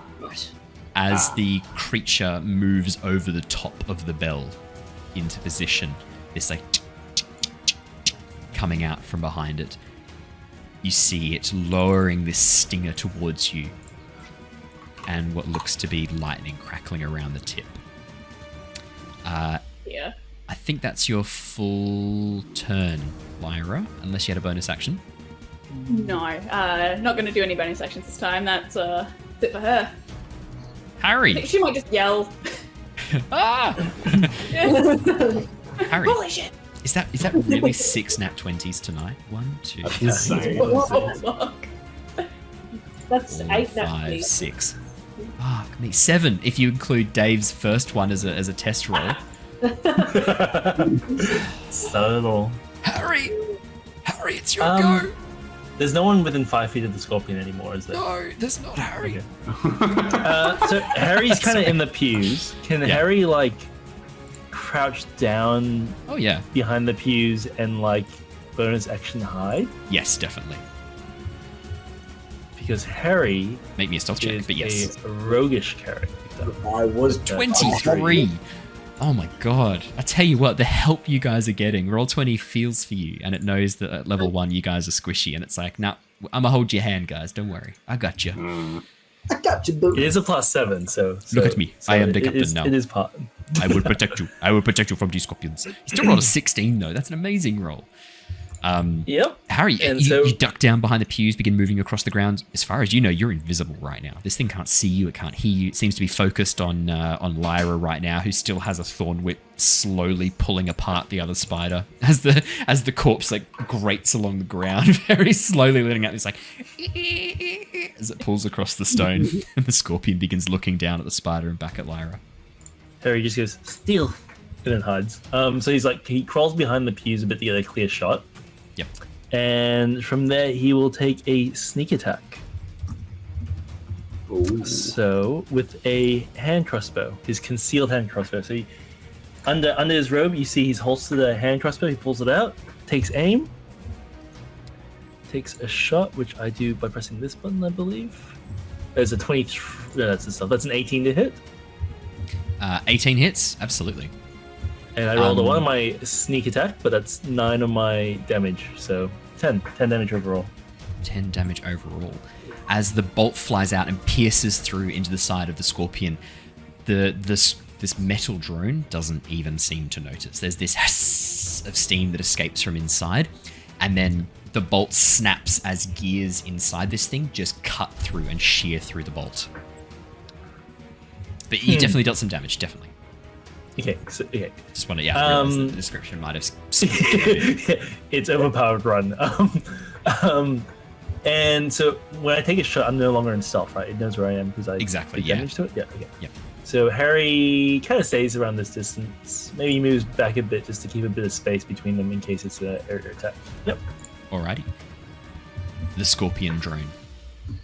As this thing moves up and climbs onto the top of the bell, you can see that this has actually already taken a fair bit of damage. In fact, its rear section, where the tail joins on, there's still a chipped sword embedded inside this creature. And you get the sense this one has already been weakened. In fact, one of its claws looks to have been damaged irreparably. As it tries to open it, there's this tss of steam, and the claw just judders slightly, but is unable to fully open. Regardless, the scorpion lowers its tail, looking towards Harry, and a bolt, this thin metal spike, fires out towards you, Harry. Does a natural 20, it's my turn! Oh, no. Hunting the bunny. Son. Oh no. Oh, Dave. That is going to be... I rolled maximum damage too. That's 10 plus 2 is 12, plus another 10. That's 22 points of damage. What's your HP? Harry is down. He's 17 because he's level 2. Oh, okay. As this bolt fires towards you, Harry, there's this moment of fear as you're like, oh shit. And then the bolt right into your chest. And you watch as Harry just drops like a puppet with its strings cut. The scorpion then rushes forwards and goes after Lyra, who destroyed one of its companion creatures. It reaches forwards with one of its claws and attempts to tear into you, Lyra. Oh god, I got another nat 20. Now it's my turn, baby. I'm putting this in the Discord so you can enjoy it. Yes. Oh my god. Yes. Vindication. Happening? I think we do need to have a chat to Roll20. Something. Although this is coming from D&D Beyond, so it's not even Roll20 who does this. This is from D&D Beyond. On D&D. Let me just paste that screenshot because I always like to have proof when there's double nat 20s in a row. They haven't like altered the nat 20 like rates or something for April Fool's Day and then forgotten. Yeah. Oh. They haven't. No way. No. Well, way. that'd be No pretty. That'd be a way. great April Fool's Yeah. joke if they changed the nat 20. Can you I imagine? mean, like, if it was like, it had to be like all nat 20s, all nat 1s, like we would get. Yeah. I don't know, but I'm so That's sorry. This is going weird. to be really bad. So that is that's 9 damage plus another 8 on top of that. So that's 17 Yeah. points of damage. How you doing, Lyra? Oh, she got 10 hit points. So Lyra is down and almost dead, Oh. actually, in a single hit. She was so close to being Don't dead. bother Yeah. making a grapple check, and because it doesn't have both claws, it can't grapple you anyway. So ignore the grapple check. As it goes towards you and tries to grab you, it just cuts into you, Lyra. As you pull up your mycelium shield to try and like protect yourself, like pull the mycelium forwards, it just shears through this mushroom tissue, and the last thing you see is this claw as it clamps around your head. You guys watch as this creature grabs Lyra by the face, picks her up, and slams her against the ground before leaving her body where it lies and turning back towards you guys. If you It's get only the last used- word, it's yeah? just a yell of, not again! So far, it's only used 10 feet of movement, so it's gonna use the remaining 30 feet to go 5, 10, 15, 20 up towards the rest of the party. Now, it's your turn. I will say this Cool. thing is looking very hurt. Yeah. I'm gonna jump on it and whack it with my war pick. I've got this, Whack it. like, Fuck yeah. really cruel-looking, like scythe-like, very dwarven in like almost like that Mayan Aztec sort of a weapon, Ah, cool. Yeah. and it's kind of like a half weapon as well, like a police baton, but it's got this like long hook at the top of it. And now this just like and just like whacks it on the back with this thing. A better hit. Smashes down. Smash. I'm just googling to see if there has been a change hell to yeah. the stats, but apparently not. We're just really rolling well tonight. The roll Now 20 gods 23, of that bluster. hits. Well, 23 hits. Okay. Will be a D8 plus 3. 10 Ooh. Oh, 10 points of damage. As you crack down across this thing's spine, you watch as the tail just drops useless. Something inside cracked and severed, and as the tail drops and is no longer able to function, you see its one claw ticking away. Cool. And again, now this will just kind of position themselves between, Yeah. like, especially the downed people and this Yep. thing. Yeah. Try and get in the way. Well, probably, I mean, where you are, Harry is to your left, Lyra is to your right. There's not a way to get in between both. You're going to have to pick who you want to try and protect. Lyra is further away. I will say Lyra is further away. Okay. Well, I'll try and shield then Harry and Tetra. Yeah. Yeah. Move in and around. Absolutely. Yeah, that's right. Yeah. Niles. Fists of Fury. Yeah. Stormbird's Fist. Stormbird Oh. Strike. Oh, I think we got the name of your special attack. These are talents. No? Okay. Yeah, Niles is going to turn his attention to the scorpion. He kind of gives a knowing look to his friends. Could you help our fallen companions? I've got this. I've got some business to take care of. And he's going to run to the scorpion and... Bish. Yes. Oh my god. That's a 19. Alrighty. 19 definitely hits. Would you like to roll me some damagios? Yeah, that's a 7. 7 Again, striking damage. another vital point with Niles' talons, just trying to like pick out some armor off the scorpion and trying to get the exposed elements. Or Yeah, as exposed you parts. crack forward, a section of metal plating buckles under the force of your punch before pushing back. The gears underneath no longer conforming to the shape and actually almost ejecting this metal plate off because of the way the gears are ticking inside.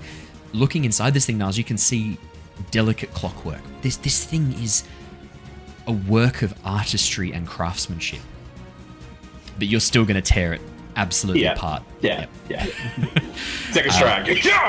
Just Now that the straight in internal there. components are revealed, you're like, aha! Ooh.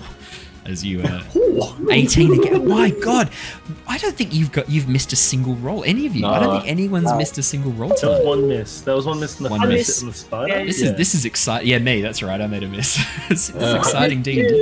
I haven't done that 20 yet either. You haven't had a nat 20, Claire. No. Oh, I'm sorry. Well, I'm just talk to roll 20. They'll sort you out. Apparently. 8 Silver damage. Wind Strike! Silver Wind Strike. Oh, that's amazing. I love that. I kind of, for Silver Wind Strike, I imagine you have this like moment of calmness as you like bring your hands together. Your wings suddenly flare up on either side, and then you just reach back and then straight forwards. Oh, Silver Wind Strike. And then you like spin your wings and they like flutter over the section you just punched to like lightly touch it with your feathers. And then the creature like reacts after that happens, like sheathing your katana after doing a deadly blow. So animated. Are you Not to telling be me confused with Steel Wind Strike, which is actually an ability. Niles is... Oh, is it actually? Yeah. Oh, there you go. I was going to say, Niles is a bit anime, so I don't think that's He's out of very, place. he's very anime. He's super anime. He has the anime eyes. Yeah, he does. Niles, 8 bludgeoning damage as you crack forwards and rip out the guts of this thing. I kind of imagine it's like in the old classic kung fu films where they'd like the bad guy take one of the masters of the hero and like grab his heart and pull it out. Or maybe Indiana Jones, what's that they say in Indiana Jones? Kalima. You just reach in and yank out a whole bunch of gears, and as you like drop them slowly to the ground, they like tinkle around you, forming this like glittering like reflective light around you as the stained glass windows illuminate. Yeah, it's this very, very like anime hero moment. Yeah. Anime protagonist Niles Silverwind. Anything else on your turn, Niles, as you deal 15 points of damage to this thing in a single turn at level 1. Level 1. I'm ready to go again. I'm just standing there at the ready. Tetra, you're up. Tetra's going to make a move. She's going to one up and then move down behind Niles, off towards Lyra. As she does, she's going to let fly with her with a stone again. Yeah, magic stone. And then bringing out a crystal for You Lyra. get another nat 20. I swear to God. I swear to Lysander. 7. Oh, Yes. lame. Well, see, she's not even looking though, so she's flicked the stone off and hasn't hit, but she's bringing out a crystal and she's gonna pop one into Lyra. Roll some hit points. She searches through a few of her stones until she finally finds a really nice little green one, and then she's gonna gently place it on her forehead. I love the idea of like you could almost play this as like a crystal healer, where you're like, for damage from bludgeoning source, you need a green agate to help restore your natural ki flow and to regain your health, and then it actually works. Where do you think this came from, Alan? Oh no. Oh, that's sick. Would you like to roll some hit points for a healing word, or are you doing healing word. It's healing word. Healing word. Yeah. You didn't need to get up next to her for healing word, just so you know. I know, but I wanted to. Okay. Because I'm going to stand and protect her against further damage. So just reminds me of Chris Trott in High Rollers, who for an entire campaign insisted on being next to people for healing word as his character Cam Buckland just absolutely every time was like, no, I get up and I touch them and then I cast healing word. watching Mark the Dungeon Master. Yeah, watching Mark the Dungeon Master slowly go insane over the course of the campaign. So no. She places the a little grass stone on Lyra, and then after she's done that, she's going to move around and put herself between the scorpion and Lyra. Nice. Lyra, you're back up with 6 hit points, just in time because it is your turn. And she's gonna sort of spring up with as much master energy as she can sort of muster for being almost dead a couple of seconds ago, and is probably thinking to herself, this is an awful idea, and once again cast Thorn Whip, but to hit the scorpion and probably drag it back towards her. So you are gonna have to move because Tetra is standing right in between you and the scorpion. So you are gonna have to move around Tetra if you want to be able to use Thorn Whip on this thing. Otherwise, you're gonna be like reaching over Tetra's shoulder, casting Thorn Whip, and dragging it towards Tetra. I think what. So it's half my movement to stand up. Yes. So I've still got 3 squares. So actually, sorry, there's one thing that we need to do for both you and Harry. I almost forgot the injury table. Could you please... That's when Harry gets back up, right? Could you please both roll me a Constitution saving throw? Now, is this whenever anyone goes down? Whenever anyone drops to 0 hit points, you need to make a Constitution saving throw that exceeds the damage that knocked you to 0. Both of you... Oh, no. Oh, that was impossible for me. No, it was impossible. So that's a fail for Harry and a fail no, for... No, I got 19... Oh, it was... Sorry, was it 19 damage? It was 19 damage, 18 I think. damage? No, 17 damage, 9 even and better. 8. 17, so Lyra's fine. Harry, Dave, for the very first time, I'd like you to roll me a d20, please. Nice. Well, Harry's not actually necessarily going to get back alive at this point either, so... You've got to make 3 fails. I think you'll be okay. Don't roll panic. to everyone. Just a single D. A 15. 15. Let's have a quick look. And this was piercing damage. I believe it was a bolt, yes. You're going to be happy. This is not too bad. You have a pierced muscle. One of the bolt that went through didn't strike you in the chest, it actually struck you in the leg. The attack has pierced muscle tissue, and the resulting damage impedes movement. Your movement speed when walking is reduced by 10 feet. The injury will self-resolve after 1 week, or healing magic can be used to quickly heal the damaged area. For example, Cure Wounds or Healing Word. Ah, no, so if I'm healed to get back up anyway, that'll heal it? It'll heal the wound, yep. Okay. Yeah. Oh, sorry, let me rephrase. So to use Cure Wounds, Healing Word, or any of those to remove an injury, you don't get the benefit of the healing points. It's like the magic is focused on removing the injury. So if you get healed to get back up, the injury will still be there, but you can then fix it with another use of Healing Word. And the movement speed is in combat as well, or is it literally just walking outside of combat? No, 10 feet for all movement. Your movement is reduced by 10 feet until this injury is healed. Okay. Yeah, reduced by 10 feet until this injury is healed. Sorry, Lyra, please, as you get back up with no injury somehow. Mushroom magic. Mushroom magic. Alright, so she's gonna go crystal magic. 2, and I can't really see the spider because of the building. 1, 2, 3, 4. I think I can go 1 more and still be able to. So yeah, that's fine. Yeah, don't worry too much about the location of the building. We're just using the map background because we don't have an actual battle map for this. But consider the church sort of like 30 feet by 60 feet inside, so it's pretty large. Okay, so she's gonna do Thorn Whip on the spider, on the scorpion. Niles is in the way. Oh, shit, sorry. Can't see, there's the building. That's okay. I'm just gonna quickly see where the scorpion Hang on. is. I'll help you out. No, sorry, you're good. There you go. Sorry. There you go. Ah, there we go. Sweet. Within that, is that sort of an alright spot? Like, yep, that's perfect there. Yep. As you move a little bit, so you're now exactly between Niles and Tetra, but about 20 feet back. You can catch a glimpse between the two of them. You can see the scorpion drone, and its tail hanging loosely looks like a good target to try and grab and pull. Yeah, just gonna try and fish him all the way back. Yeah, so Lyra, hanging back 20 feet after standing up, sort of goes behind Tetra and Niles, finding a gap between the two, and then smashes out with a Thorn Whip. 20 hits, unnatural. 20. 20 hits, and it's 1 damage. 1 damage. And how far do you pull it back? He's got to do a dex check, but Dex check. 10 feet. That is a 16. I've got a feeling that probably passes. Yeah. Melee spell attack. The spell hits. 1d6 piercing. If it's larger or smaller, you can pull it. Oh, sorry, it's not a dex check. I need a reading spells better. My bad. So just 10 feet back? Just 10 feet. Yeah. Brilliant. As you move it past Niles and Nauthiz towards Tetra, Niles and Nauthiz, you get attacks of opportunity. I don't think so. No. It's leaving, isn't it? No, but you have to voluntarily move out of. Good. Yeah, If Thorn Whip moves it out, it doesn't count as opportunity attacks. Brilliant. No, all good. In that case, then, Harry, I think it might be your go, unless Lyra has a bonus action.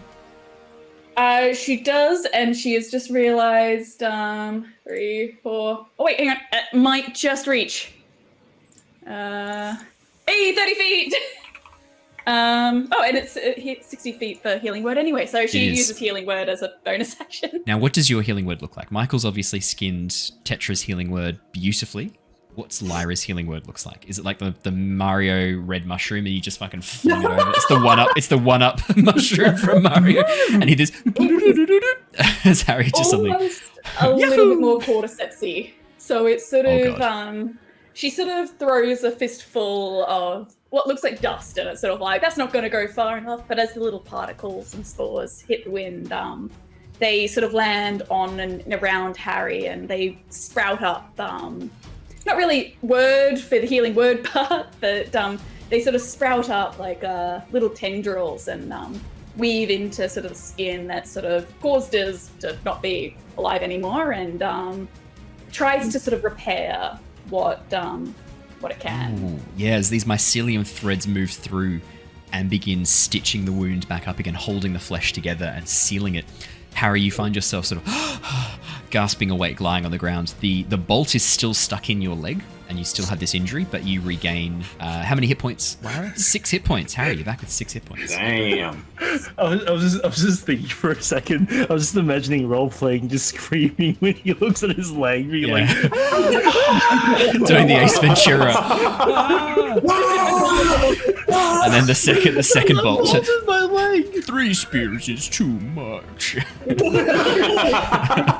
I haven't seen Ace Ventura in a long time. I need to rewatch it. I know, that's a blast. Film. That's incredible. Dark is too much. I reckon it's like the height of Jim Carrey's performance. It's pretty damn good. Anything else on your turn, Lyra? I think that is a full turn there. Harry! Full turn. Harry, finish this thing off for us, Harry. Well, first of all, Harry regains consciousness. There's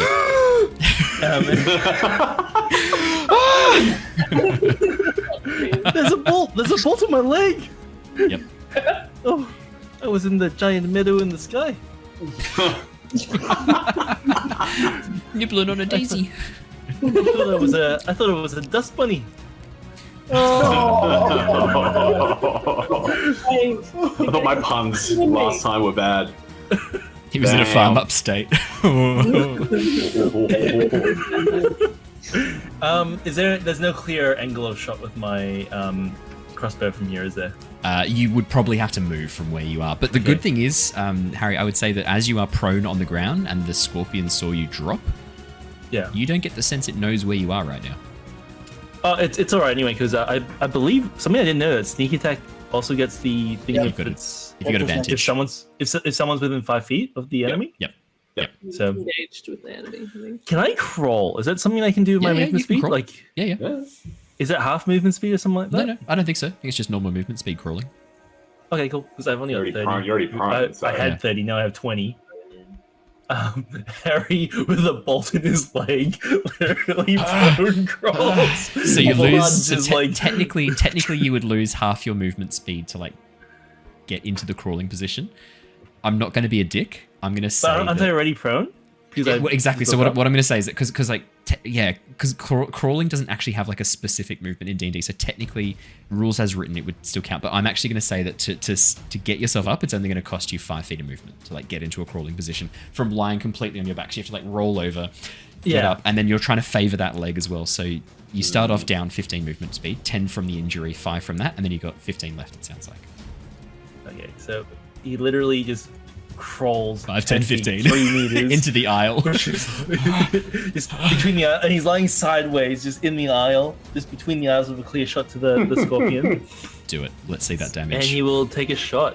It's like Die Hard. Yeah, that's what I'm thinking. 22. Good and that's shot. 9 damage overall. 4 piercing. 4 piercing, and how much sneak attack? 5 sneak attack. So 9 all up. That's a lot. That is enough. Yes. Dave, how would Harry like to do this? Yeah. So Harry gets the sight. He's in pain, so everything's blurry, and he's just aiming. Takes the shot, and the rebel just drops his crossbow, and then he's on his back, and he's just lying down, just resting before he even sees it hit there, because he's got nothing left. As this arrow flies out, Niles, you hear this and feel this wind pass by very close to your torso as this arrow suddenly straight into the scorpion's face. The mandibles that are open, the crystal eyes, only 3 of them on this creature, 1 in the center, 2 on either side. The arrow hits the crystal right in the very center, shatters it, and then continues through the bolt, passing into the center. You hear this, and then you watch as the scorpion tries to sort of reach forward with its claw to grab you, Niles, and begins to move slower and slower. And as the pincers come towards you, there's this sound of grinding gears, and then the claw just seizes up. I just like push it away. The creature slowly tips to one side, overbalanced, and drops to its side, completely frozen solid. Whoa. Just unable to move as its internal clockwork gears are seized up and held in place. I look in the aisle and I see Harry, and I go, "Good shot, Harry." Harry, are you okay? Yeah, I'm hunted Edinburgh. That was quite the shot there. But that's a nasty looking wound you have there. Lyra, we are out of initiative. I might need your help here. What's going on then? Our Harengon friend here has a nasty looking wound in his leg. I believe it needs to be looked at. She sort of hustles over. Oop, that's not hustle. Well, I also think I could get by until we can have a bit of a longer rest to get our spell slots. Are you sure? To regather our energy. Thank you, Dave. I think you have a bolt sticking out of your thigh, man. I think it's gonna make me walk at 2/3 speed. Can you at least try? Can you at least try? Oh, with the bolt in my muscles, I'm not going to be as fast as I was before. I remember when we were. That's funny. If we were at the markets, we were picking up as many kits as we can. Did anyone pick up a medicine kit or a healer's kit by any chance? I mean, I got this funny bottle. I also have a bottle, but I don't think the bottle will be able to do this though. We spent all our money on bottles. We do. Yeah, because I've got one more spell. I've got enough energy left for one more spell, and I can probably. Oh my god! Fix it up, but that's my last one, and I can either use it now and fix Harry up, or I can keep it as a metaphorical oh shit button in case someone goes down again before we get a chance to have a sleep. Yeah, nah, she'll be right. Just step-wise. Need I remind you, we're in the middle of a infested town full of metal ants. I don't think we're going to have the chance to have a sleep anytime soon. Unless we go back to the cart. Plus, I don't know how this all works, but I'm pretty sure they've got to know we're here now and that we mean business. In that case, I think we'll get... What do you think, Harry? Yeah, it's not as bad as it looks. That's just a bolt sticking out of his leg. Harry, I don't know if you've seen it, but there is a literal piece of metal in your leg. That can't look any better than it does. That is a nasty looking wound you have there. Well, it's a metal bolt, is it, all the way through? Yeah, as you look, it almost looks like it's been molded in such a way that it has these almost like a spiral-like pattern up the side. It starts and finishes with these very jagged metal tips. Sorry, not jagged metal, these very smooth, tapered metal tips. And then there's this spiral that moves all the way up around the side. To pull this thing out is probably not going to be a good idea. You think you're probably going to have to unscrew while you pull. Oh. And because it's metal, you can't break it, right? It's going to be hard to break. It hasn't gone all the way through your leg, but it has speared into the large section of your calf muscle. What kind of metal is it? Well, that's a good question. As you look at it, it looks to be almost like a bronze. There's sort of orangish, coppery color metal, but looks more like a bronze, much darker orange color. But it's not shiny and reflective. It's very dull and seems to be quite matte in color and reflectiveness. And actually, now that you're asking questions, looking around, you can see the 2 spider drones that you've killed. Their abdomens have broken open, revealing a number of items that have sort of spilled onto the floor around the base of the spiders. Anything good? Yeah, it looks like potions of healing. Any wound be gone spells. Any arrows out of thigh potions? No, but as you As have a bit of a look, you can see there's a couple of blocks of incense, what looks to be this sort of silvery holy symbol hanging out, and then what looks to be a number of metal pieces, cups, candlesticks, things like that that have been gathered by the spiders. Can you give me an itemized list of all those things, and I'll add them to the bag of holding?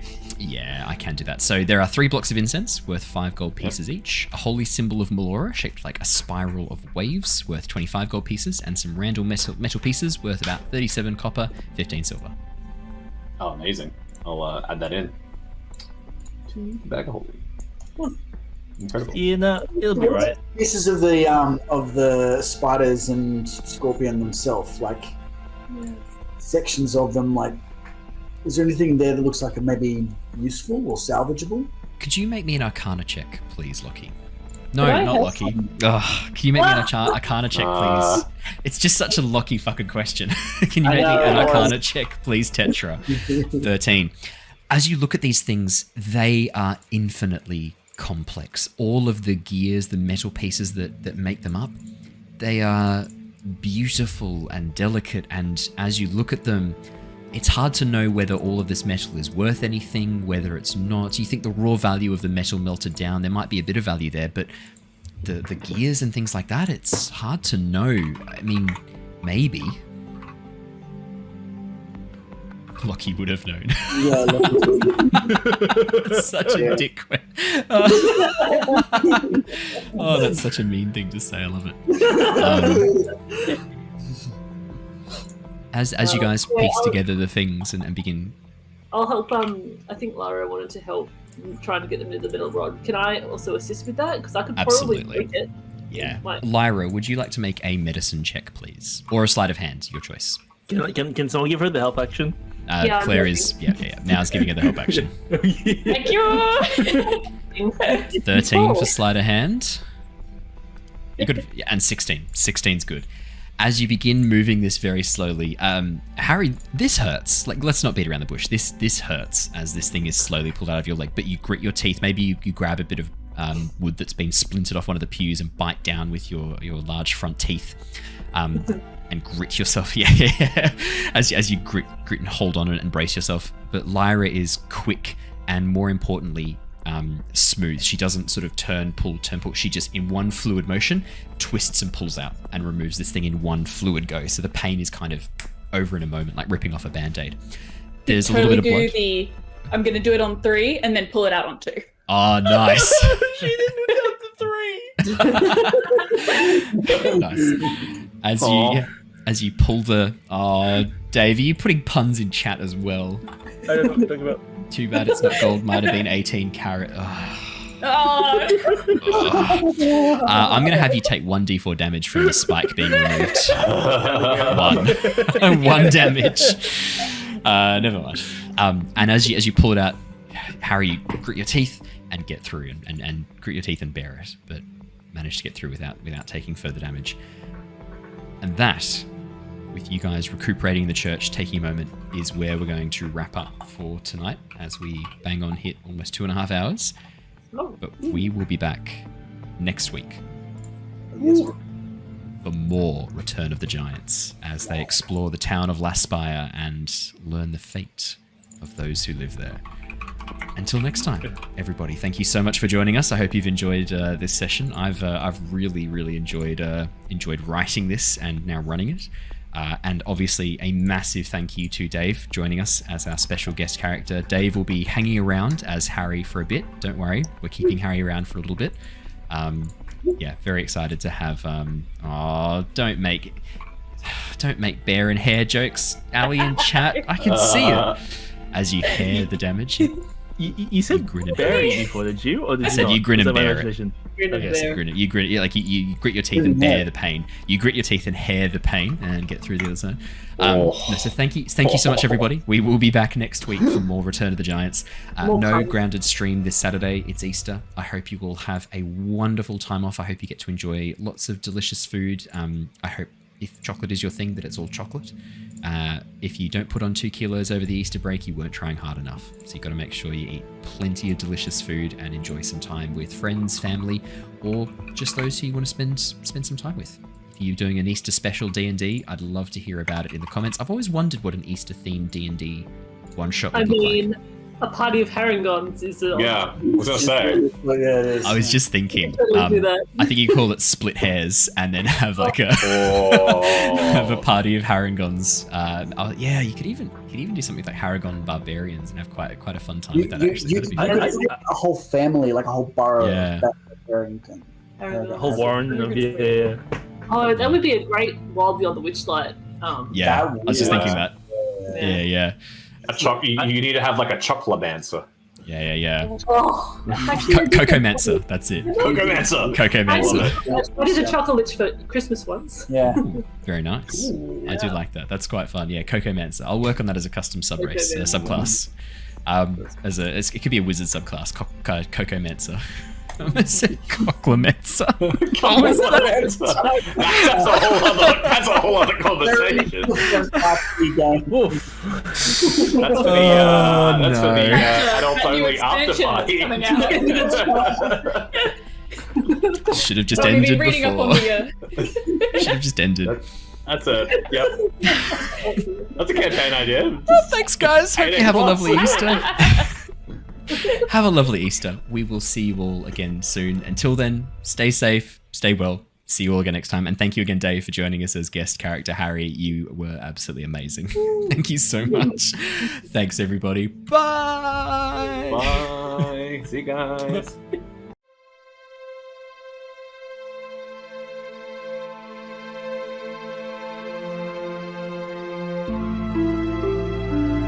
Bye.